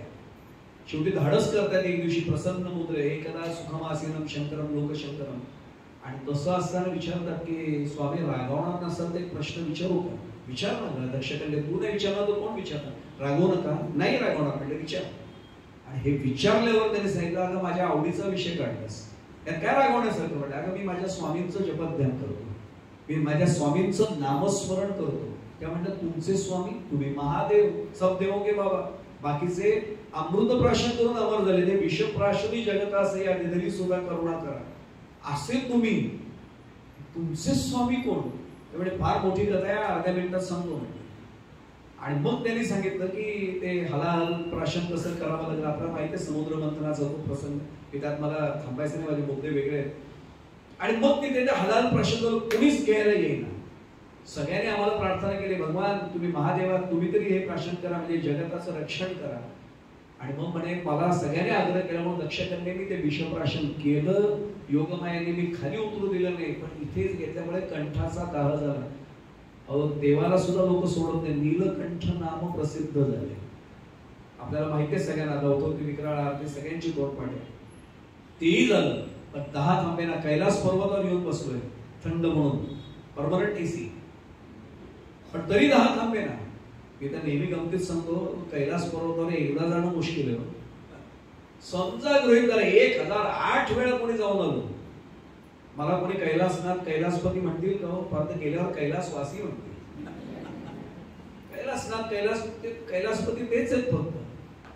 त्यांना त्यांनी सांगितलं, दक्षकन्ये माझा 10 थांबेना. मग एकाने सांगितलं की अरे चंद्र शीतल असतो, चंद्रमेजे आलाच्छन मार्तंड जे तापईन, तो धारण करा. मग तो अहो त्यालाही नाट्यगीत पदाने सोडलं नाही, भाली चंद्र असे धरेला, तरी 10 थांबेना. तो कोणतरी सांगितलं गंगा शीतल आहे, का शीतल वाहिली गंगा. शिक्षण क्षेत्रातले अनेक आहेत म्हणून सांगतो, सर असा पेपर दिला तर कॉप्या बंद होतील आपण, कारण प्रश्नातच उत्तर आहे. का शीतल वाहिली गंगा, कुठे वाहिली, का शीतल वाहिली गंगा, काशीच्या तळाच्या तिथून गंगा वाहिली, उत्तर प्रश्नातच आहे. आपल्या लक्षात आली गंमत आहे. तरी गंगा धारण केली तरी माझा 10 थांबेना. मग शेवटी एकाने सांगितलं सर्प नागराज थंड आहे. मी पाहिलेलं नाहीये, पण सर्पमित्र कोण असतील ओळखीचे त्यांना विचारा, सर्प थंड आहे. गळ्यात सर्प धारण केला. फक्त हा भगवान शंकरांनी करण्याचा उपाय आहे हे लक्षात ठेवायचं. आपण नाही तर थंडीमध्ये मफलर आणि उन्हाळ्यात नागराज घेऊनच सगळे फिरते, कायमचा थंड. आपल्याला माहिती आहे पाचलेगावकर मठा महाराजांचा आश्रम आजही तिथे पद्धत अशी कीर्तनानंतर गळ्यात पुष्पहार नाही येत, नागराज येतात. आणि विषदंत न काढलेले नागराज, गारोड्याच्या टोपलीतले नागराज नाही आहेत. पण तो अभिमंत्रित क्षेत्र आहे, तिथे कोणीही कधीच कोणाला त्रास नाही झालेला. आमच्या ओळखीचे एक कीर्तनकार म्हटले, मी निमंत्रण घेतलं, 9चं कीर्तन मला 7लाच बोलवलं त्यांनी.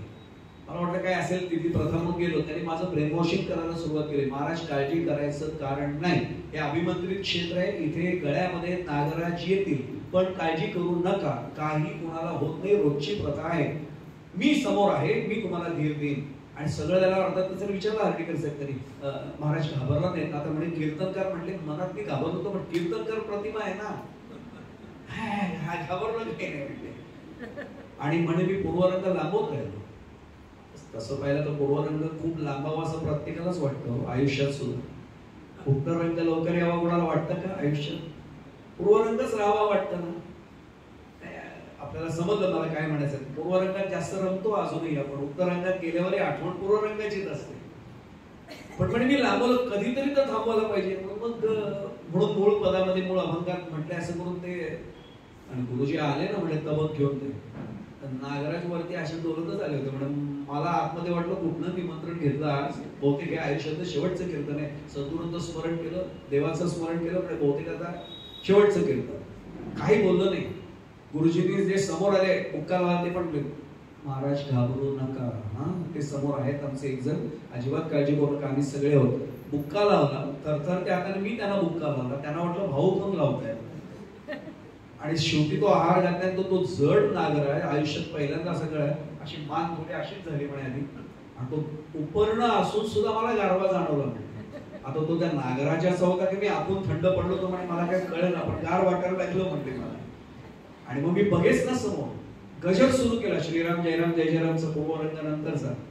तोही म्हणे भरपूर लांबवला, पण शेवटी विचार केला आता कधीतरी थांबायला पाहिजे. गजर किती वेळ घेत बसणार, दुप्पट झाली चौपट झाली, किती वेळ घेणार. शेवटी मी एकदा बघितलं थोडं, तोपर्यंत म्हणे असं अर्ध्या श्रोत त्यांच्या वरच बघत होतो. शेवटी एकदा धाडस केलं, बघितलं, तो माझ्याकडे बघत होता. आज कोण बोलायला, कारण त्याला रोज कोणाच्या तरी गळ्यात पडायचं. मी त्याच्याकडे बघतो, तो माझ्याकडे बघतो, म्हणजे त्याची जीव अशी बाहेर येत होती, माझी जीव आज जायची वेळ. तो त्यांनी केलेला उपाय आपला उपाय नाही. दक्षकांनी तेही थांबले. शेवटी देवर्षी नारद मुनी आले आणि त्यांनी सांगितलं, भगवंता हा जर दाह थांबावा असं वाटत असेल तर एकच उपाय जो तुम्हाला आम्हाला महाराजांनी दिलाय, श्रीराम जय राम जय जय राम. आणि तो सुरू केला. आणि काय सांगू, दक्षकांनी माझा दाह कुठल्या पुढे पळून गेला, आता जाणवतच नाही. पण मग तुम्ही हसता रडता, त्याचं कारण आता समजेल. नामस्मरणाची ती पायरी आहे. त्यामुळे मी नुसतं नाम घेत नाही. दक्षकांनी ज्यांचं नाम घेतो ना त्यांचं स्मरण अखंड सुरू राहतं. तुम्हाला त्यांचं चरित्र डोळ्यासमोर उलगडत जातं. मग ते बालपणचे प्रभू रामचंद्र दूर दूर दूर दूर धावतायत, ती कौशल्य माता सोन्याचा वाडगा घेऊन भात घेऊन त्यांच्या मागे जाते आणि अरे जेव ना रामा जेव ना. मग आमचे रामचंद्र प्रभू हट्ट करतात, तो आभाळातला चंद्र आणून दिला ना तर आईनी जेवी ना. देवाची आई होती, तो दर्पण आणला, ते प्रतिबिंब दाखवलं, लगेच म्हणजे रिफ्लेक्शन ऑफ लाईट सुद्धा त्यावेळी होतं बरं का, हजारो वर्षांपूर्वी. आता लक्षात येईल, दर्पण मिरर ही कन्सेप्ट नवीन नाही आम्हाला. की जसं आम्ही ज्ञानेश्वरीत सांगतो नेहमी की हे घटिका यंत्र जैसे परिभ्रमेगा, यंत्र घटिका कालमापन हे 750 वर्षांपूर्वी माऊलींना माहिती होतं. आणि नवीन पिढीपर्यंत सांगायला आम्ही कुठेतरी कमी पडतो. हे आम्हाला त्यांनी नाही दिले बाहेर पाश्चात्यांनी, आपण जगाला दिले. पायथागोरसचा सिद्धांत म्हणून आम्ही शिकवतोय मी बरं 40 वर्ष. कोणाचा सिद्धांत आहे? आमच्या लीळावती ग्रंथ भास्कराचार्याचा, त्याच्यातला तो थेरम येतो, त्याच्यातला सिद्धांत आहे. पण आम्ही सांगितलंच नाही, शिकलोच नाही. आम्ही नामस्मरण झालं, त्यांचं स्मरण केलं. मग रडता कशासाठी? देशोदेशींचे राजे आले, राज्याभिषेकाची तयारी आहेत आणि सावत्र मातेला दिलेल्या वचनानुसार राजवस्त्र उतरवायची वेळ आली. आणि मग प्रभू आमचे वनवासात चालले, त्याला काटे टोचतायत. एवढंच नाहीये, वडील निवर्तल्याची बातमी सुमंत घेऊन येतात. आणि पुत्र वियोगामुळे वडिलांचं निधन झाल्याची बातमी येते ना कानावर, तर माझ्या डोळ्यात ना अश्रू आहे. एक प्रश्न विचारू महाराजांच्या साक्षीने. आपण आपल्या मनाला आज प्रश्न विचारू या महाराजांच्या पुण्यस्मरणानिमित्त, की मी नाम घेतोय श्रीराम जयराम जय जयराम, पण हे करत असताना नाम होतंय का नामस्मरणही होतंय? मला काय म्हणायचं आपल्या लक्षात आलं असेल. आणि पुढचं वाक्य जाता जाता सांगतो. ब्रह्मानंद महाराजांनी डॉक्टर कुर्तकोटींशी बोलताना हा संवाद आहे त्यांचा. डॉक्टर कुर्तकोटींचा अधिकार माझ्यासारख्या पामरांनी काय सांगणार? ब्रह्मानंद महाराजांचं नाव घेतलं तरी आपण पाहू. शिष्योत्तम एवढंच एक वर्णमित आहे. षटशास्त्र असलेला म्हणजे पारंगत असलेला एक शिष्य महाराजांच्या चरणावर मस्तक टेकवतो आणि सांगतो, महाराज म्हणतात तरी मस्तक उचल, सगळं काढून घेतलं म्हणा, मग मस्तक उचल. आणि त्या दिवसानंतर ब्रह्मानंद महाराजांनी काव्यशास्त्र विनोदातली त्यावेळची PhD असं समजू आपण, ही शास्त्री पदवी असून सुद्धा सगळं महाराजांच्या चरणी समर्पित केलं. आणि मी मात्र महाराजांसमोर बोलत, महाराज मी कीर्तनकार आहे, महाराज मी प्रवचनकार आहे म्हणत असेल तर ब्रह्मानंद महाराजांचं नाव सुद्धा घेण्याची माझी योग्यता नाही. एवढ्यासाठी सांगतोय, डॉक्टर कुर्तकोटी बाहेर पडले, जे पुढे शंकराचार्य पदाला पोहोचले, तेही षटशास्त्र संपन्न होते आणि महाराजांची चर्चा करून ते बाहेर आले होते. त्यांनी एवढंच विचारलं, डॉक्टर महाराजांची छान संवाद झाला असेल ना? ते म्हटले, संवाद अमृताचे बोल ऐकून आले. मग त्यांनी सांगितलं, काय सांगितलं महाराजांनी? ते म्हटले, अरे महाराजांनी सांगितलं, रामचंद्र प्रभू 100% तुझा हात हातात घेतील, तू तर जप करणारच आहेस, श्रीराम जयराम जय जयराम सतत करणारच आहेस, पण खात्री बाळग रामांची मानसपूजा सुरू कर, बघ रामचंद्र प्रभू हातात हात घेतात. आता ब्रह्मानंद महाराजांचं उत्तर आहे का? ब्रह्मानंद महाराज असले, त्यांना महाराज स्वतः बुवा म्हणायचे, आपल्या सर्वांना माहिती आहे, आवडी ते बुवा म्हणायचे. आणि एक सांगू आपल्याला, ब्रह्मानंद महाराजांची योग्यता एवढी मोठी, महाराजांसमोर जेव्हा जेव्हा ते समोर एक तर बसले कधीच नाही महाराजांसमोर, आणि असं नजरेला नजर पण नाही दिली, काय नजर चरणांवर, काय शिष्योत्तम असावं. ब्रह्मानंद महाराजांनी आदर्श आमच्या समोर ठेवलाय. मी तर नेहमी सांगतो की नाही ब्रह्मानंद महाराज होता येणार या जन्मात, पण निदान त्यांनी दाखवलेल्या मार्गावर चालू येत. अनुगंतुम सताम वल्प कृष्णम यदि न शक्यते, नाही त्यांच्यासारखं वागताना थोडं तरी, मग निदान तेवढा आम्ही वागण्याचा प्रयत्न केला तरी सुद्धा मार्गस्थो नामसील, ती मार्ग चुकणार नाही. मला ते नाही सांगायचे, मी एवढ्यासाठी सांगतोय की तुला सोपा उपाय दिला तर अजून चालेल, द्या ना म्हटले बुवा. त्यांनी सांगितलं, महाराजांनी रामांची मानस पूजा कर म्हटलं ना, यात नवल नाही, महाराजांच्या आवडीचाच विषय महाराजांनी सांगितला, पण तुला त्याच्यापेक्षा सोपा विषय सांगू, सांग ना म्हटलं, तू महाराजांची मानस पूजा आधी कर, मग रामांची कर. करीत ना म्हटले, नाही म्हणा, ऐक ना म्हणे पुढे, नंतर तुला भानच उरणार नाही. म्हणजे महाराजांची मानस पूजा मंत्र म्हणता म्हणता केलीस ना, श्रीराम जयराम जय जयराम करताना महाराजांचं स्मरण करून त्यांची मानस पूजा, रामांना तुझ्या समोर उभं राहावंच लागेल. ब्रह्मानंद महाराजांचं वाक्य असं आहे की महाराजांना सोडून राम जगात आहेत कुठे?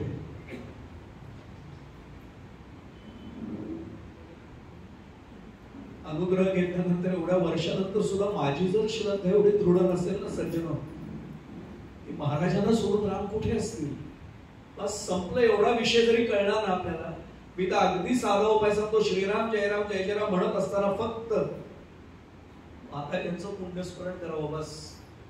रामांना समोर यावंच लागेल. रामांना जावं, दादा कसं येईल महाराजांना सोडून? पण सोपा उपाय आमच्याकडे मिळाला. मी तर नेहमी महाराजांना अगदी स्वतःबद्दल सांगू नये, पण गुरुबंधू गुरु भगिनीचा म्हणून सांगतो. मी तर महाराजांना नेहमी सांगतो, माझ्यासमोर रामचंद्र प्रभू उभे राहत तर न राहत, ज्या दिवशी श्वास संपेल ना, शेवटचा श्वास उभे, फक्त तुम्ही महाराज या समोर पोट हातात माझं धरा तुम्ही आणि घेऊन चला, बस. मला बाकी काही जगात नको. एवढं जरी पुण्यस्मरण दिनाच्या निमित्ताने आपण आर्ततेने महाराजांना सांगितलं ना, महाराज आपले लाड पुरवल्याशिवाय नाही राहणार, खात्री बाळगा. ही अवस्था आमची संपली, नामस्मरणाची झाली. कदाचित महाराजांचं आपल्यावर जर उपकार असतील आपले तेवढे, खरंच कोणाच्या तरी आपल्या सत्पुरुषांचे, आपल्या पूर्वजांचे, हेही साध्य होईल. नामस्मरणाचाही टप्पा जाईल. पुढे आपल्याला जायचंय नाम समाधी अवस्थेत, त्याच्यात नामसाधनेचा महत्वाचा टप्पा आहे. नामसमाधीची अवस्था मी एक उदाहरण मुद्दामून देईन. तो घडवलेला प्रसंग होता. म्हणजे असं कोणी शंका होतं का देवर्षी नारदांना काही माहित नव्हतं का? भगवान गोपाल कृष्णांनी सायंकाळच्या वेळी रात्रीचीच वेळ करता एवढंच सांगितलं, देवर्षी चला जरा माझ्याबरोबर. प्रसंग आपल्याला माहिती म्हणून मी तपशिलात जात नाही. माझ्यासारखा मूर्ख असता म्हटलं असतं, देवाने चला म्हटल्यानंतर कुठे हा प्रश्न विचारला इतका मूर्खपणा नाही. देव म्हणतात चला आणि मी विचारतो कुठे? आता विषय निघाला म्हणून मी सावरलं थोडासा म्हणून सांगतो. महाराजांनी माझं पुण्य असेल ना तर खरंच शेवटच्या वेळी म्हणतील दे रे हातात, तुला घेऊन जातो.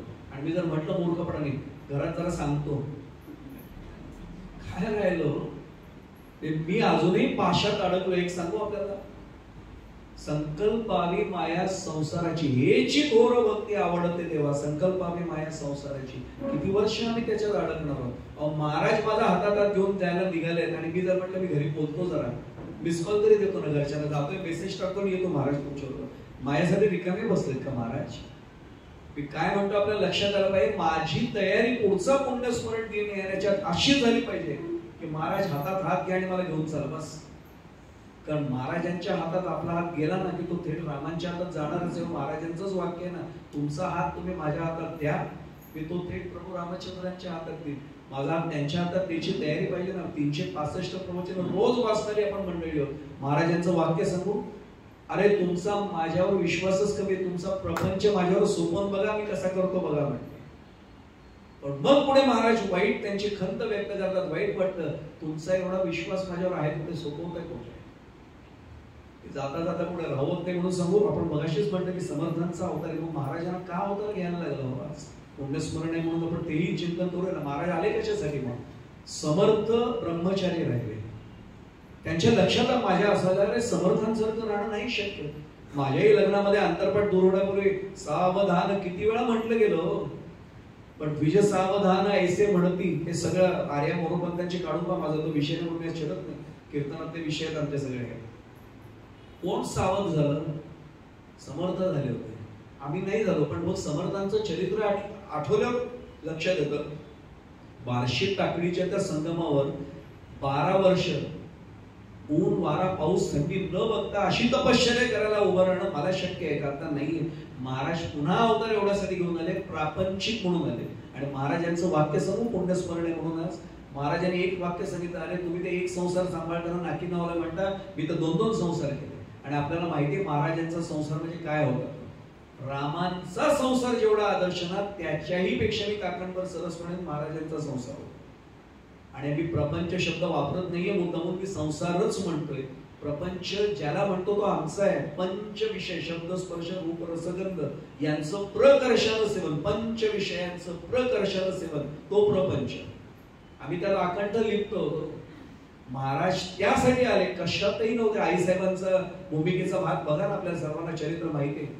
मी एवढ्यासाठी सांगतोय की महाराजांना एकदा ताप आला. ते प्रसंग सांगतो महाराजांच्या चरित्रात. शिष्याने आग्रह धरला आणि आपल्याला माहिती आहे काही काही प्रसंगी ब्रह्मानंद महाराज थेट महाराजांशी जोडलेले होते. ब्रह्मानंद महाराजांना आज्ञा कुठे होती? कर्नाटकला जायची आज्ञा होती, तिथे रामनामाचा प्रसार कर. आणि काही शिष्याने आग्रह धरला की महाराज आमच्या बरोबर डॉक्टरांकडे चला. महाराज हसले, ते म्हटले, वेड्यांनो, भवरोग घालवणारा राम इथे बसलाय, हा रोग त्याला घालवता येणार नाही का? कशाला जायचं? महाराज आमचा हट्ट आहे म्हणून. आणि ते त्यावेळी कोण एकच डॉक्टर त्यावेळी होते, त्यांच्याकडे गेले महाराज. मी त्याच्या पलीकडे जाऊन सांगतो, त्या माणसाचं काहीतरी भाग्य असेल. माझ्यासारखेच पेशंट दवाखान्यात रोज जात होते, आज महाराज स्वतः आले. दवाखान्याचं खरं साधू संत येते घरात तुमची दिवाळी दसरा त्याने अनुभवलं असेल. राज उत्तम सुखीनं झाले दर्शन संतांचे. महाराजांचा अधिकार माहिती होतं, उभे राहिले पटकन, महाराज या ना आज आमच्याकडे, तुमची पावलं. माझं हट्ट आहे म्हटले, काय इलाज नाही म्हटले, घेऊन आलोय. महाराज काय झालंय? काय महाराजांचं वाक्य, माझ्यासारखं म्हटलं असं ताप आलाय, मला ताप आलाय. महाराज म्हटले, या सगळ्यांचं म्हणणं आहे की माझ्या देहाला ताप आलाय. काय वाक्य बघावं, या सगळ्यांचं म्हणणं आहे माझ्या देहाला ताप आलाय. मी देह म्हणजे मीच समजून सांगतो, देह नव्हे मी, हे सरे ओरला ओरे विठ्ठल तुकोबांचं प्रमाण आहे. डॉक्टरांनी स्टेथोस्कोपची टोकं कानात ठेवली, तपासायला सुरुवात केली. असं जरा पुन्हा झटकलं आणि पुन्हा तपासलं. महाराज हसले, मिश्किल होते. ते म्हणजे चेकिंग टेबल आहे काही, ते झोप का अडवू का? महाराज खूप बरं होईल सांगायचं ना, म्हणजे वाघाच्या गोळ्याला त्यांनी सांगायचं कसं खायचं ते. मिश्किलपणाने महाराज बोलले आणि आडवे झाले. आता पुन्हा डॉक्टरांनी तपासायला सुरुवात केली. स्टेथोस्कोप काढला. महाराजांना मुद्दाम प्रश्न विचारायची लहर आली, काय काम होत नाहीये का? म्हणजे आम्ही म्हणजे जे मेडिकल सायन्स मध्ये शिकवलं त्यानंतर आम्हाला लपटप लपटप आवाज येतो. महाराजांनी हळूच विचारलं, आहे ना मी? महाराज काय बोलताय म्हणे? नाही पण म्हणे तपासताना काय अडचण आली? त्या डॉक्टरांच्या डोळ्यात पाणी होतं. त्यांनी सांगितलं, महाराज आजपर्यंत आम्ही ते लपडप लपडप एवढी स्पंदन ऐकली. डॉक्टर डोंगऱ्यांच्या गावात हे बोलतोय तुमच्यापासून, लपडप लपडप एवढाच आवाज मी आतापर्यंत ऐकला. तुमच्या छातीला स्टेथोस्कोप लावल्या मला ऐकूच येत नाहीये. महाराजांचं नाही आश्चर्य वाटत हो, काय पुण्य घेऊन डॉक्टर आले असेल की महाराजांच्या शरीरात चाललेलं जप यांना ऐकू आलं. हे सहज नाही घडलं. त्या डॉक्टरांचं काहीतरी पूर्वसुकृत आहे, याला नाम समाधी म्हणतात. आणि आपण मगाशी प्रसंग पाहत होतो, देवर्षींना घेऊन आमचे भगवंत आले. रात्रीची वेळ होती. सुभद्रा अर्जुनाचं डोकं तिच्या मांडीवर आणि त्याला सोन्याच्या वाडक्यातनं असं तेल लावत होते. आता ते कल्पवृक्षाच्या नारळाचं तेल होतं, ते काय पॅराशूट तेल नव्हतं. पुढे गोवाच्या घरी स्टीलची वाटी झाली, यांच्याकडे सोन्याचा वाडगा होता प्रत्यक्ष. आणि नेमकं तिचं लक्ष गेलं भगवंत आले. पण भगवंत म्हणजे प्रत्यक्ष बंधुराज आहे हो. आणि एक सांगू आपल्याला, माहेरनं कुणीही आलं ना, काय अजून पाहिजे हो. गुरुगृह जिये देशी तो देशूची वसे मानसी, विरहिणी का जैसी बंधभाते. तसं माहेरच्या बाबतीत सुद्धा प्रत्येक स्त्रीला माहेरचा वारा सुद्धा अंगावर आलेला आवडतो. प्रत्यक्ष भगवंत आहे, बंधू आलाय, उठाव असं वाटत होतं. पण लक्षात आलं की पतिदेवांची निद्रा म्हणतो होईल, म्हणजे पातिव्रत्याचा म्हणतो होईल. आणि लक्षात आलं की देवर्षी पण आहेत. आता पदर डोक्यावर घेऊन नमस्कार देवर्षींना करायला पाहिजे. उठणार कसं? संकटात असताना जो पुढे तो त्यालाच भगवंत म्हणतात. देव संकट ओळखतात आणि कोण करतात. बोल नकोस, आलो. देवर्षींना लक्षात येतं बहिणाचे. सुभद्रेजवळ जातात, स्वतः मांडी घालून बसतात. अर्जुनाचं डोकं स्वतःच्या मांडी. बरं, ते काही मेहुणा नातं नसतं, तो सख्य भक्ती होतं. जे न सांगे वसुदेव पितयासी. वसुदेव पितयाला सांगितलं नाही, देवकी आईला सांगितलं, बलिभद्राला नाही, ते गुह्य ज्ञान फक्त अर्जुनाला. मस्तक ठेवलं मांडीवर स्वतःच्या. सुभद्रेला सांगितलं जा नमस्कार करायला. सुभद्रा पटकन उठली, डोक्यावर पदर घेतला, नमस्कार केला देवर्षींना, भगवंताला केला. हे सगळं झालं तिथपर्यंत देवर्षींना काही खटकलं नाही. पण त्यांनी काय केलं, देव आमचे कमी नटखट आहेत का? काल्या कीर्तनात आपण देवाच्या लीला ऐकतो ना, आणि चरित्र ते उच्चारावे केले देवे गोकुळी. पण ह्यांनी आता बोट त्या तेलात बुडवली आणि अर्जुनाच्या केशदंत्राला लावायला लागले हो. इथे जरा देवर्षी म्हणतात नाही, मेहोणा आहे ठीक आहे, पण एवढी सेवा देवानी करावी. आता हे देवर्षींना पडलेलं पुढं नव्हतं, माझ्यासारख्याला उत्तर मिळावं म्हणून ते घडवलेला प्रसंग होता. पुन्हा सांग, अर्जुनाला छान तो झोप लागलेली, झोप काही त्याची व्यत्यय त्याच्यात आला नाही. आता देवर्षींना विचारतं, देवर्षी मनात काही चालू आहे का? नाही नाही, तसं काही कळलं म्हणे मला, त्या देवापासून काय लपणार आहे, कळलं म्हणे मला. तुम्हाला आश्चर्य वाटतं मी त्याला तेल लावते म्हणून, या नजर ऐकलं म्हणून त्यांचं मस्त केशरंध्रांजवळ आणलं आणि कानात श्रीकृष्ण श्रीकृष्ण श्रीकृष्ण याला म्हणायचे नामस्मरण. आता तुमच्या माझ्या मनासमोर एक प्रश्न येऊ शकेल, आपण नामधारक आहोत मान्य आहे, अनुग्रह घेऊन झालाय मान्य आहे, नामसमाधी अवस्थेपर्यंत आपल्याला पोहोचायचंय. आपल्याला झोपेत असं खरंच येईल का श्रीराम जय राम जय जय राम श्रीराम जय राम येऊ शकेल? त्याला तुकोबांना प्रमाण देतो. पडिले वळण इंद्रिया सकळा, मग भावतो निराळा नाही तुझ्या. एकदा ही साधना भक्कम बसली, मग झोपेत सुद्धा ती चालू राहील, मग काही राहत नाही. मग तुकाराम महाराजांच्याच भाषेत सांगू आपल्याला, जागृती स्वप्नी पांडुरंग ही आमची अवस्था आहे. आणि दुसरे मज नाही आता नेमिरिया चित्ता पासून या, पांडुरंग ध्यानी पांडुरंग मनी, जागृती स्वप्नी पांडुरंग. तुकोबा अनुभवत होते, आम्हाला महाराज हा अनुभव देणार नाही कसं वाटतं का हो, पण सवय तिथनं लागली पाहिजे. आता महाराजांना विचारलेला आणखीन एक प्रश्न सांगतो, जे नवीन नवीन कोणी अनुग्रहित असतील किंवा नामधारक असतील किंवा ज्यांचं अजूनही असं थोडं, मी सांगतो पुढचा मुद्दा मला मांडायचा असतो, जेवढा वेळ मला मिळेल तेवढ्याच्यात नक्की बोलतो मी. महाराजांना एखादी प्रश्न विचारला, महाराज मला नाम घ्यावं असं वाटते पण अजून गोडी लागावी असं वाटत असेल तर काय करावं? महाराजांनी त्याला पटकन विचारलं, व्यवसाय काय? तो म्हटला माझी शेती आहे, गुरंढोरं वगैरे. हो आहेत ना म्हणे, गाई म्हशी आहेत ना. गाईचं दूध तू स्वतः काढतो का? मी काढतो ना म्हटले स्वतः. काय करतोस रे म्हणे गाईचं दूध? महाराजांना सगळी माहिती अत्यंत अचूक ना, कुलकर्णीच होते, आपल्याला सर्वांना माहिती बोलवलेला. महाराजांनी त्यांनी सांगितलं काही नाही, दूध पहिलं असतं ना, ते पहिल्या आदल्या दिवशीचं ते घेऊन जातो आम्ही, सडाला गाईच्या लावतो, आपोआप दूध यायला लागतं म्हणे त्याच्यात. ते म्हणे हेच काम करायचंय. नामस्मरण रूपी दूध मनात न यावं असं वाटत असेल, त्याचं मनाचं दोहन व्हावं असं वाटत असेल, नामात नामच लावायचं मनाला. मग काय होतं?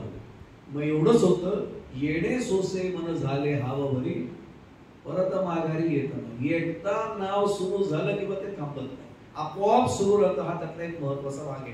हा महाराजांनी दिलेला उपाय होता.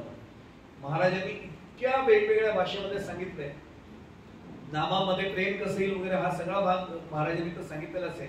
मला मुद्दाम एक भाग महाराजांचं उदाहरण मुद्दामून आपल्या समोर मांडायचं की आज महाराजांचं पुण्यस्मरण करतो, त्यांचं वाक्य जसंच्या तसं सांगतो. नामाच्या बाबत महाराज असे म्हणतात की नाम घेणारा आज शांत आहे. शांत म्हणजे ज्याला अंत आहे असा. आणि खरंच आहे, कुठेतरी आपल्या आयुष्याला मर्यादा आहे, पण ज्याचं नाव आपण घेतोय तो कसा आहे, तो अनंत आहे. महाराजांनी असं सांगितलं की नाम घेणारा आज सांगतोय, पण तो नाम कोणाचं घेतोय, अनंताचं घेतोय. नाम घेणारा जरी शांत असला तरी त्याने नाम घेत राहिलं की एक दिवस असा येतो की तो अनंत सांगतानाही अनंत बनवतो. तिथपर्यंत आपल्याला पोहोचायचंय. मी पुन्हा पुन्हा सांगतोय, वाक्य जरा दिसायला अवघड वाटेल. नाम घेणारा सांगतोय, ज्याचं नाव घेतो तो अनंत आहे. कारण अनादि मी अनंत मी अवध्य मी मला मारिले रिको जगत असा कवण जन्माला सावरकरांचं काव्य सगळ्यांना माहिती. ओम नमो जी आद्यापासून त्याची सुरुवात आपण केली, तो आद्य म्हणजे तो सगळ्यात आधी, म्हणजे अनादि ज्याला म्हणतो त्याचा आरंभ शोधता येणं कठीण आहे आणि अनंत येतो. मग आपण आज जरी शांत असलो तरी नाम असं घेत जायचंय की आज नाम घेणारा शांत असला तरी तो एका टप्प्याला अनंत होऊन जातो, म्हणजे अनंतात विलीन होऊन जातो. तिथपर्यंत आपल्याला पोहोचायचं आहे. हे सर्वात महत्वाचा भाग आहे. नाम घेणं आणि नामात राहणं याच्यातही कोणा फरक महाराजांनी सांगितलं. मी जरा सोपं करून सांगतो. महाराजांचं वाक्य असं आहे, नाम घेणं पहिला टप्पा आहे, नामातच राहणं हा दुसरा टप्पा आहे. आणि मग महाराजांनी दिलेला उपाय सांगतोय, मी दिलेला उपाय नाहीये, हात जोडून सांगतो, हा महाराजांनी दिलेला उपाय. महाराज म्हटले निजताना सुद्धा, निजताना म्हणजे झोपताना नामातच निजावं, मनाला नामातच निजवावं. काय महाराजांनी आईच्या सारखं मुलाला समजून द्यावं तसं दिलं, मनाला नामातच निजवावं. आणि झोपून उठलो आपण, पहिली जाग आली की पुन्हा नामानीच मनाला त्याच्यात भिजवावं. म्हणजे नामातच मनाला निजवावं आणि उठल्यानंतर नामातच मनाला पुन्हा भिजवावं. काय होईल याच्यामध्ये, मधल्या वेळामध्ये महाराजांचा सतत आपल्याला कृपेचा आशीर्वाद असा राहील की नामस्मरण सतत मनामध्ये आपोआप सुरू राहील. आणि मग त्याला अजपाजप ही अवस्था म्हणतात, ती अवस्था आपोआप येईल. अट्टहास नाही आपण त्यासाठी करणार, महाराज मला त्याच म्हणून, पण महाराजांनी दिलेल्या मार्गाने नाम आपलं सतत चालू ठेवणं हा त्यातला एक सर्वात महत्वाचा भाग. मला अगदी थोडा वेळ उरलाय म्हणून मी एक महत्वाचं सांगतोय. हे सगळं पटतंय हो, पण पुण्यस्मरण दिनाच्या दिवशी माझा एक साधा भाग आहे. अडचण काय येते, नाम घ्यायला पटतंय, सगळ्याला पटतंय, अगदी ज्याने अनुग्रह नाही घेतला त्यालाही पटतं की नाम घ्यायलाच पाहिजे. अडतं कुठे, अडचण एकच येते, मी आपल्या कोणाबद्दल बोलत नाही, मी माझ्या स्वतःचं आत्मचिंतन प्रगट करून आपल्या समोर मांडतोय. पुन्हा पुन्हा सांगतोय, मी कुणाबद्दलच बोलत नाही, मी स्वतःच्या मनातलं आलेलं चिंतन, माझे अनुभव मी सांगतोय. अडचण अशी येते, आपला अहंभाव मध्ये, आपला म्हणजे आपला नाही, मी माझ्या मनातलं प्रकट चिंतन म्हणतोय, अहंभाव थोडा जागा आहे, मी अमुक आहे, मी अमुक आहे, हे जे यायला लागतं ना, तिथून नाम हळूहळू हळूहळू अडचण यायला लागतं. उदाहरण सांगतो, ज्या समर्थांचा अवतार महाराज आहेत त्यांनी या अहंभावाला राहू केतूची उपमा दिली. आणि गंमत अशी आहे की ते पत्रिका बघणारे कोणी असतील त्यांना लगेच कळेल, मला पत्रिकेतलं काही समजत नाही, मला फक्त निमंत्रण पत्रिका वाचता येते, पत्रिका वाचता येत नाही.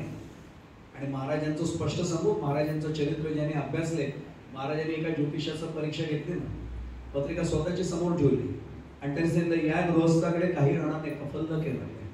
महाराज असले ते म्हणले, माझीच पत्रिका आहे. आणि आज गोंधळाला जाऊन बघा, अचानक हजारो माणसं आल्यानंतर सुद्धा एक जण आज सगळ्यात विमुख कधी गेलाय का सांगा, एक जण. ते मला खरं सांगू, ज्याला मॅनेजमेंटचं थेरॉटिकल नॉलेज घ्यायचं तरी कॉलेजला जावं, प्रॅक्टिकल नॉलेज घ्यायचं असेल तर गोंधळात जावं, बस एवढाच एकच मार्ग मी सांगेन. काय व्यवस्थापन असेल, कोणी सांगत पण नाही कोणाला तू हे कर, कोणी ते कर, पण सगळं ठरल्या हुकुमानुसार सगळं सुरू असतं. अदृश्य शक्ती काय काम करत असते तिथे गेल्यावर अनुभव आहे.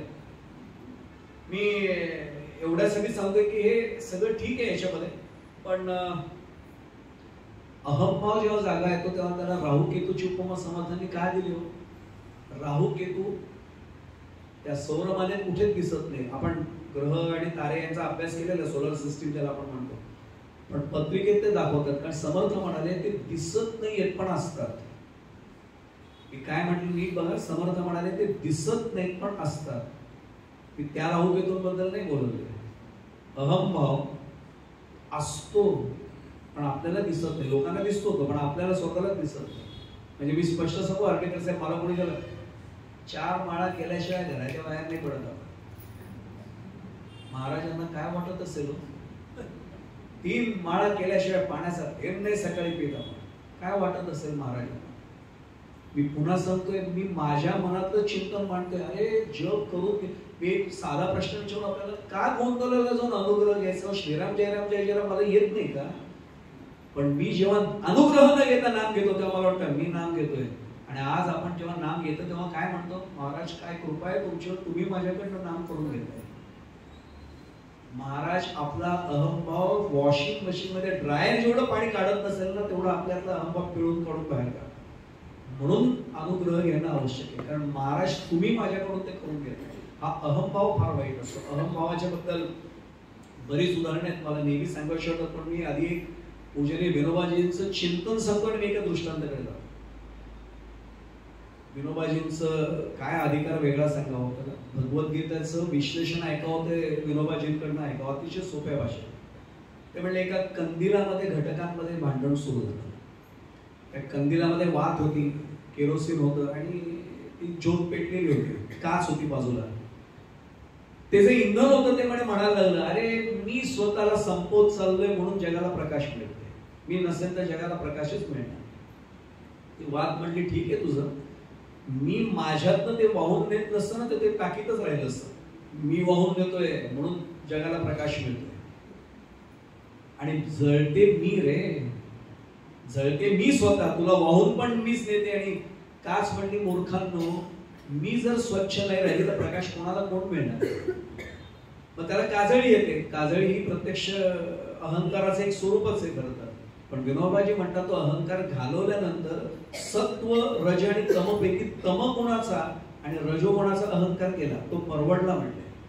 मी माझं वाक्य नाही सांगते, विनोबाजी म्हणायचे तम आणि रजोगुण, तमोगुण आणि रजोगुण यांचा अहंकार एक वेळ परवडला, कारण तो समजतोय आपल्याला खपत नाही असं काही ओळखायचं. तमोगुणाचा अहंकार आहे.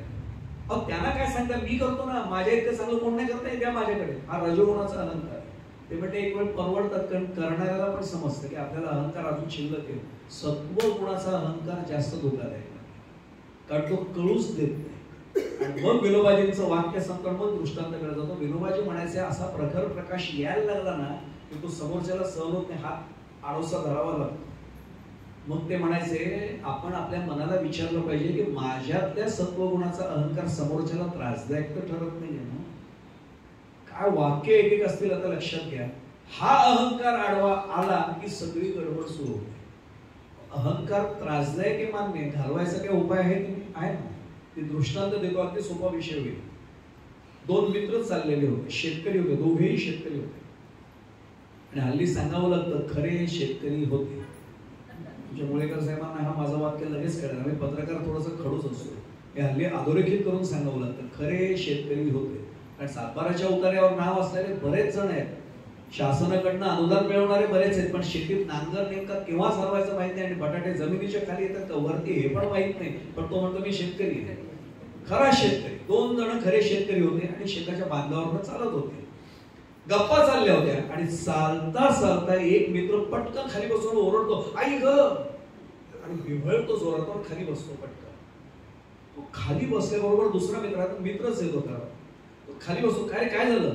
तो आधी इकडे तिकडे बघतो. त्याला असं वाटतं की काटा बिनसू, आता हे सुद्धा आपल्याकडे शब्द ज्यांना कळायचं त्यांना शेतकऱ्यांना काही नाही ना, काही जनावर वगैरे कोण पडतात बघितलं काही नाही. लक्षात आलं अरे खाली बसला, बाबळीचे काटे सगळीकडे पडले होते. त्याने अलगद पाय आपल्या मांडीवर स्वतःचा घेतला मित्राच्या आणि बघतोय तो बाबळीचा काटा एवढा आत गेला. ज्यांना लहानपणी कधी बाबळीचा मी अनुभव घेऊन सांगतो बरं का, तो काय असतो ना टोचल्यानंतर, आणि तो जर नाही नीट निघाला ना तर भोरी आयुष्यभर त्रास देतो. लहानपणी ज्याने अनुभवलं त्यांना कळेल. आता काय झालं, हल्ली मुलाला अनवाणी पाहिजे आपण जाऊच देत नाही बाहेर. आई वडीलच ओरडतात माती लागेल, मातीला. अरे माती असशी माती तर मिळशी, आलोय मातीतनं, जगतोय मातीवरच. आणि गेल्यानंतर अजून एक खेडेगावात गेला तर मातीला गेलोय म्हणतात.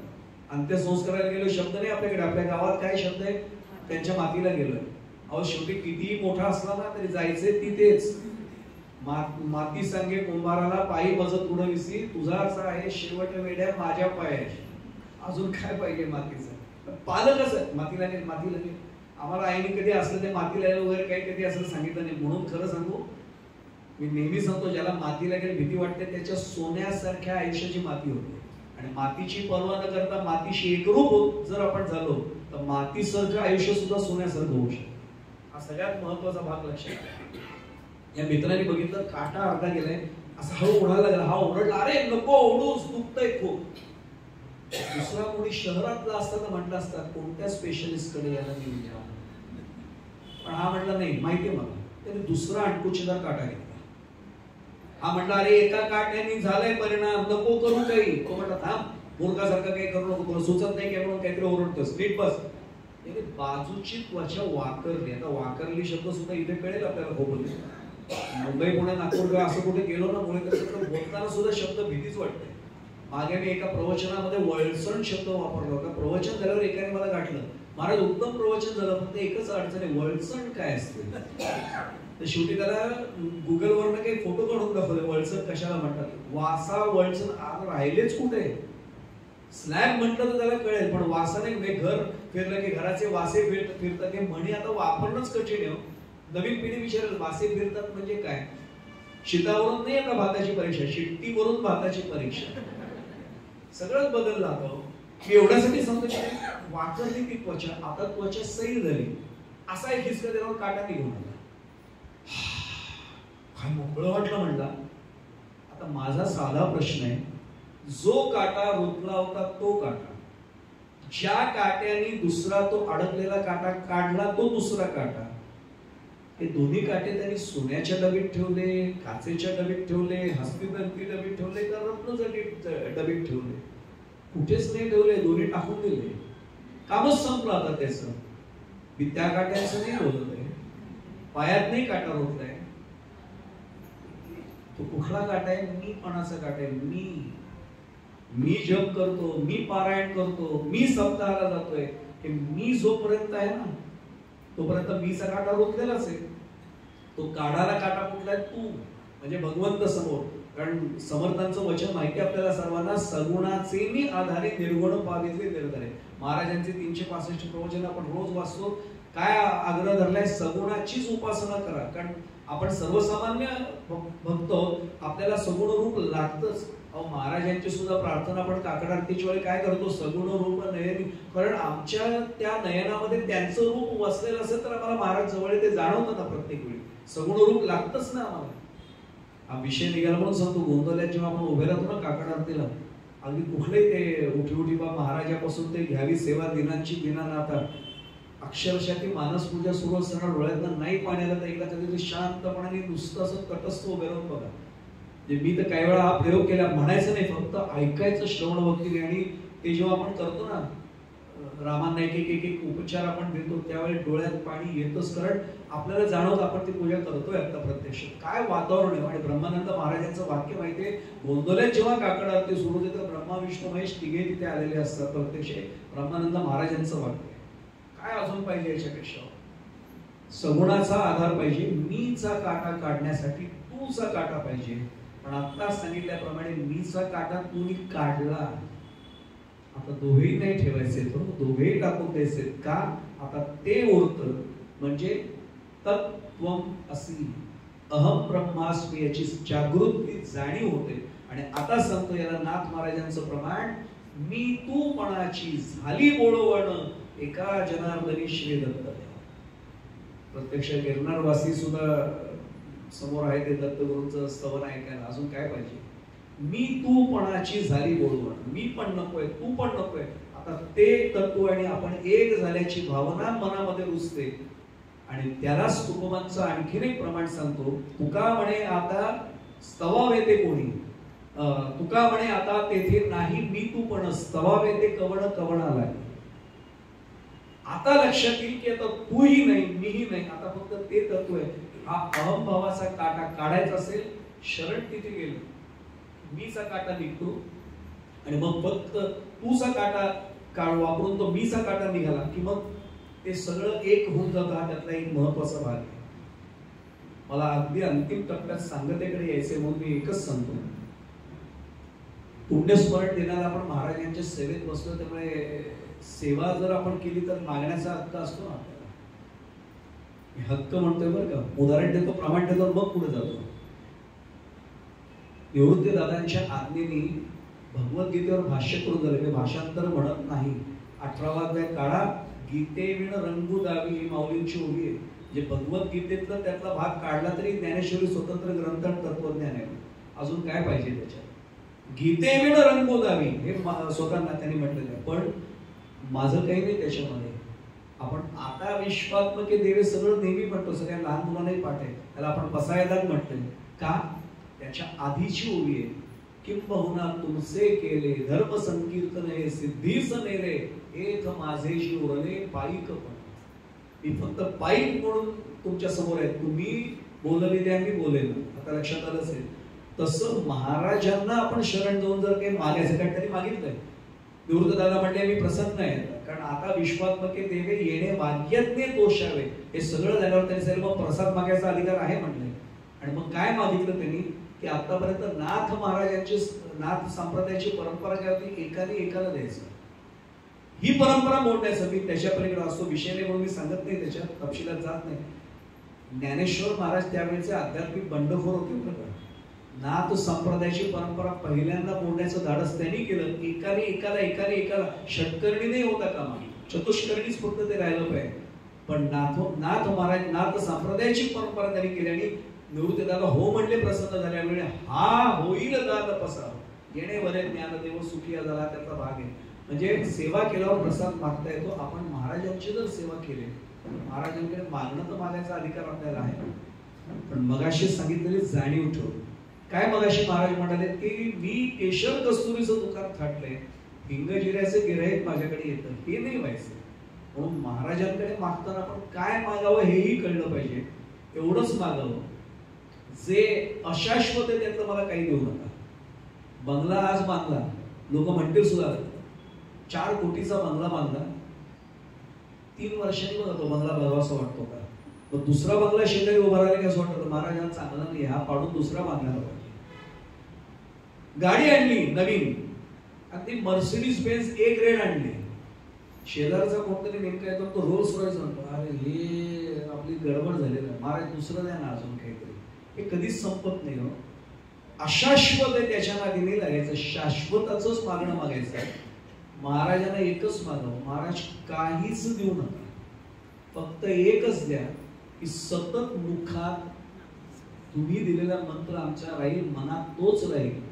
एवढंच मागणं त्यांच्या चरणाशी जर मागितलं ना तर त्यांना त्याच्या इतका अत्यानंद होणार नाही की आपण तेच मागणं मागत नाही. आणि आपण म्हणजे मी आपल्याला म्हणत नाही, पुन्हा पुन्हा सांगतोय, तिथे गेल्यानंतर सुद्धा मी प्रापंचिक गोष्टी घेऊन जातो आणि त्या गोष्टी घेऊन गेल्यावर मी फक्त एकच चिंतन पुण्यस्मरणाच्या दिवशी केलं पाहिजे, महाराजांना काय वाटेल. मी राहवत नाही म्हणून फक्त एक दृष्टांत ठेवतो आणि मी सेवेला थांबवतो. पुण्यस्मरण दिले, महाराजांना काय आवडेल ते मला आवडलं पाहिजे. मी तर अकबर बिरबलाची गोष्ट त्या संदर्भात मला आठवली म्हणून सांगतो. एक दिवशी दरबारामध्ये अकबराला आत्म कानात निरोप येतो कि आज बेगम ने खुद खाना बनाया. त्यांनी सांगितलं बहुत अच्छी बात है, आ रहा हूं. तरी दरबार लवकर लवकर काम आटोपर्यंत सगळ्यांना सांगितलं चा बिरबलाला सांगितलं तू था बिरबल आज तुम्हें मेरे साथ खाना खाना है. तो म्हणलं जी खबीर आपकी आज्ञा. तो थांबले बिरबल. बिरबलाला शेजारीच बसायला दिलं. त्या दिवशी बेगमनी काय तिला वाटलं तर कोणास ठाऊक स्वतः स्वयंपाक केला आणि वांग्याचं भरीत केलं, बैंगन का भरता, भाकरी केली होती. पहिलाच घास खाल्ला. अजून यांनी खाल्ला नव्हता, कारण साहेब खाताय तर नोकर कसा अधिक आहे, वजीर असल्यामुळे खाल्ला नाही. आणि यांनी खाल्ला, खुश झाला, एकदम बेहद खुश. आणि एवढंच म्हणला बेगम क्या भरता बनाया है. बिरबल एक बात बताऊं. तरी सांगितलं अच्छी खबीर, इस दुनिया में बैंगन जैसी अच्छी सब्जी हो ही नहीं सकती. यानी खाल्लं पण नव्हतं. हा म्हटला जी खबीर आपने सही फरमाया, बैंगन जैसी अच्छी सब्जी हो ही नहीं सकती. 3-4 महिने झाले हो.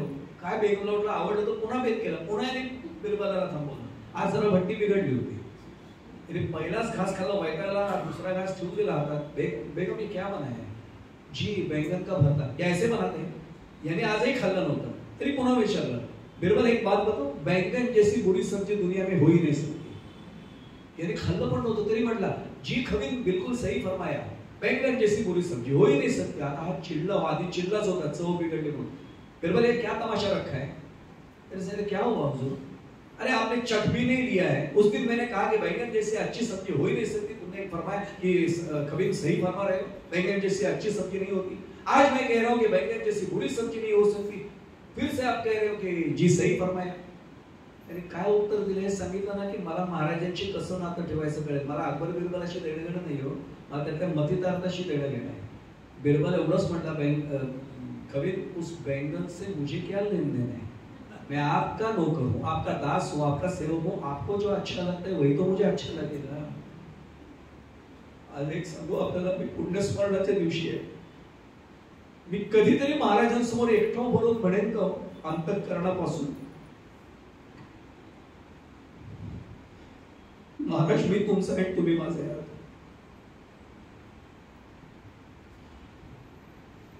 माझी इच्छा आजपासून बाकीची सगळी संपवा दे. तुम्हाला चांगलं वाटेल ना तेवढंच मला चांगलं वाटू दे.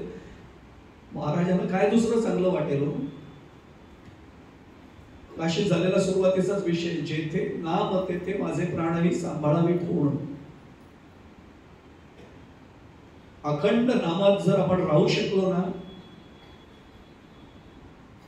महाराज केवळ अंतःकरणात नाही, आपल्या सगळीकडे आपल्या अवतीभोवती सुद्धा महाराज ती जाणीव प्रत्येक वेळी राहील. आजच्या पुण्यस्मरण दिनाच्या दिवशी आपल्या सर्वांचा प्रतिनिधी म्हणून महाराज यांच्या चरणाशी एकच मागणं मागतो. महाराज बाकी सगळं मागण्याची इच्छा संपेल एवढंच मागणं तुमच्या चरणाशी ठेवतोय. प्रत्येक क्षण प्रत्येक श्वास याच्या पुढचा नामात राहील आणि तुम्हाला आवडेल अशा पद्धतीचं नाम माझ्याकडनं तुम्ही करून घ्याल एवढी कृपा करा, एवढं फक्त मागणं त्यांच्या चरणाशी आपला प्रतिनिधी म्हणून ठेवतो. मला खात्री आहे गुरु माऊली आहेत ते, बाळाचा हट्ट पुरवल्याशिवाय राहत नाही. महाराज एवढी कृपा नक्की करतील, खात्री बाळगूया. आपला सर्वांचा प्रतिनिधी म्हणून महाराजांच्या चरणावर पुन्हा एकदा नतमस्तक दंडवत करतो.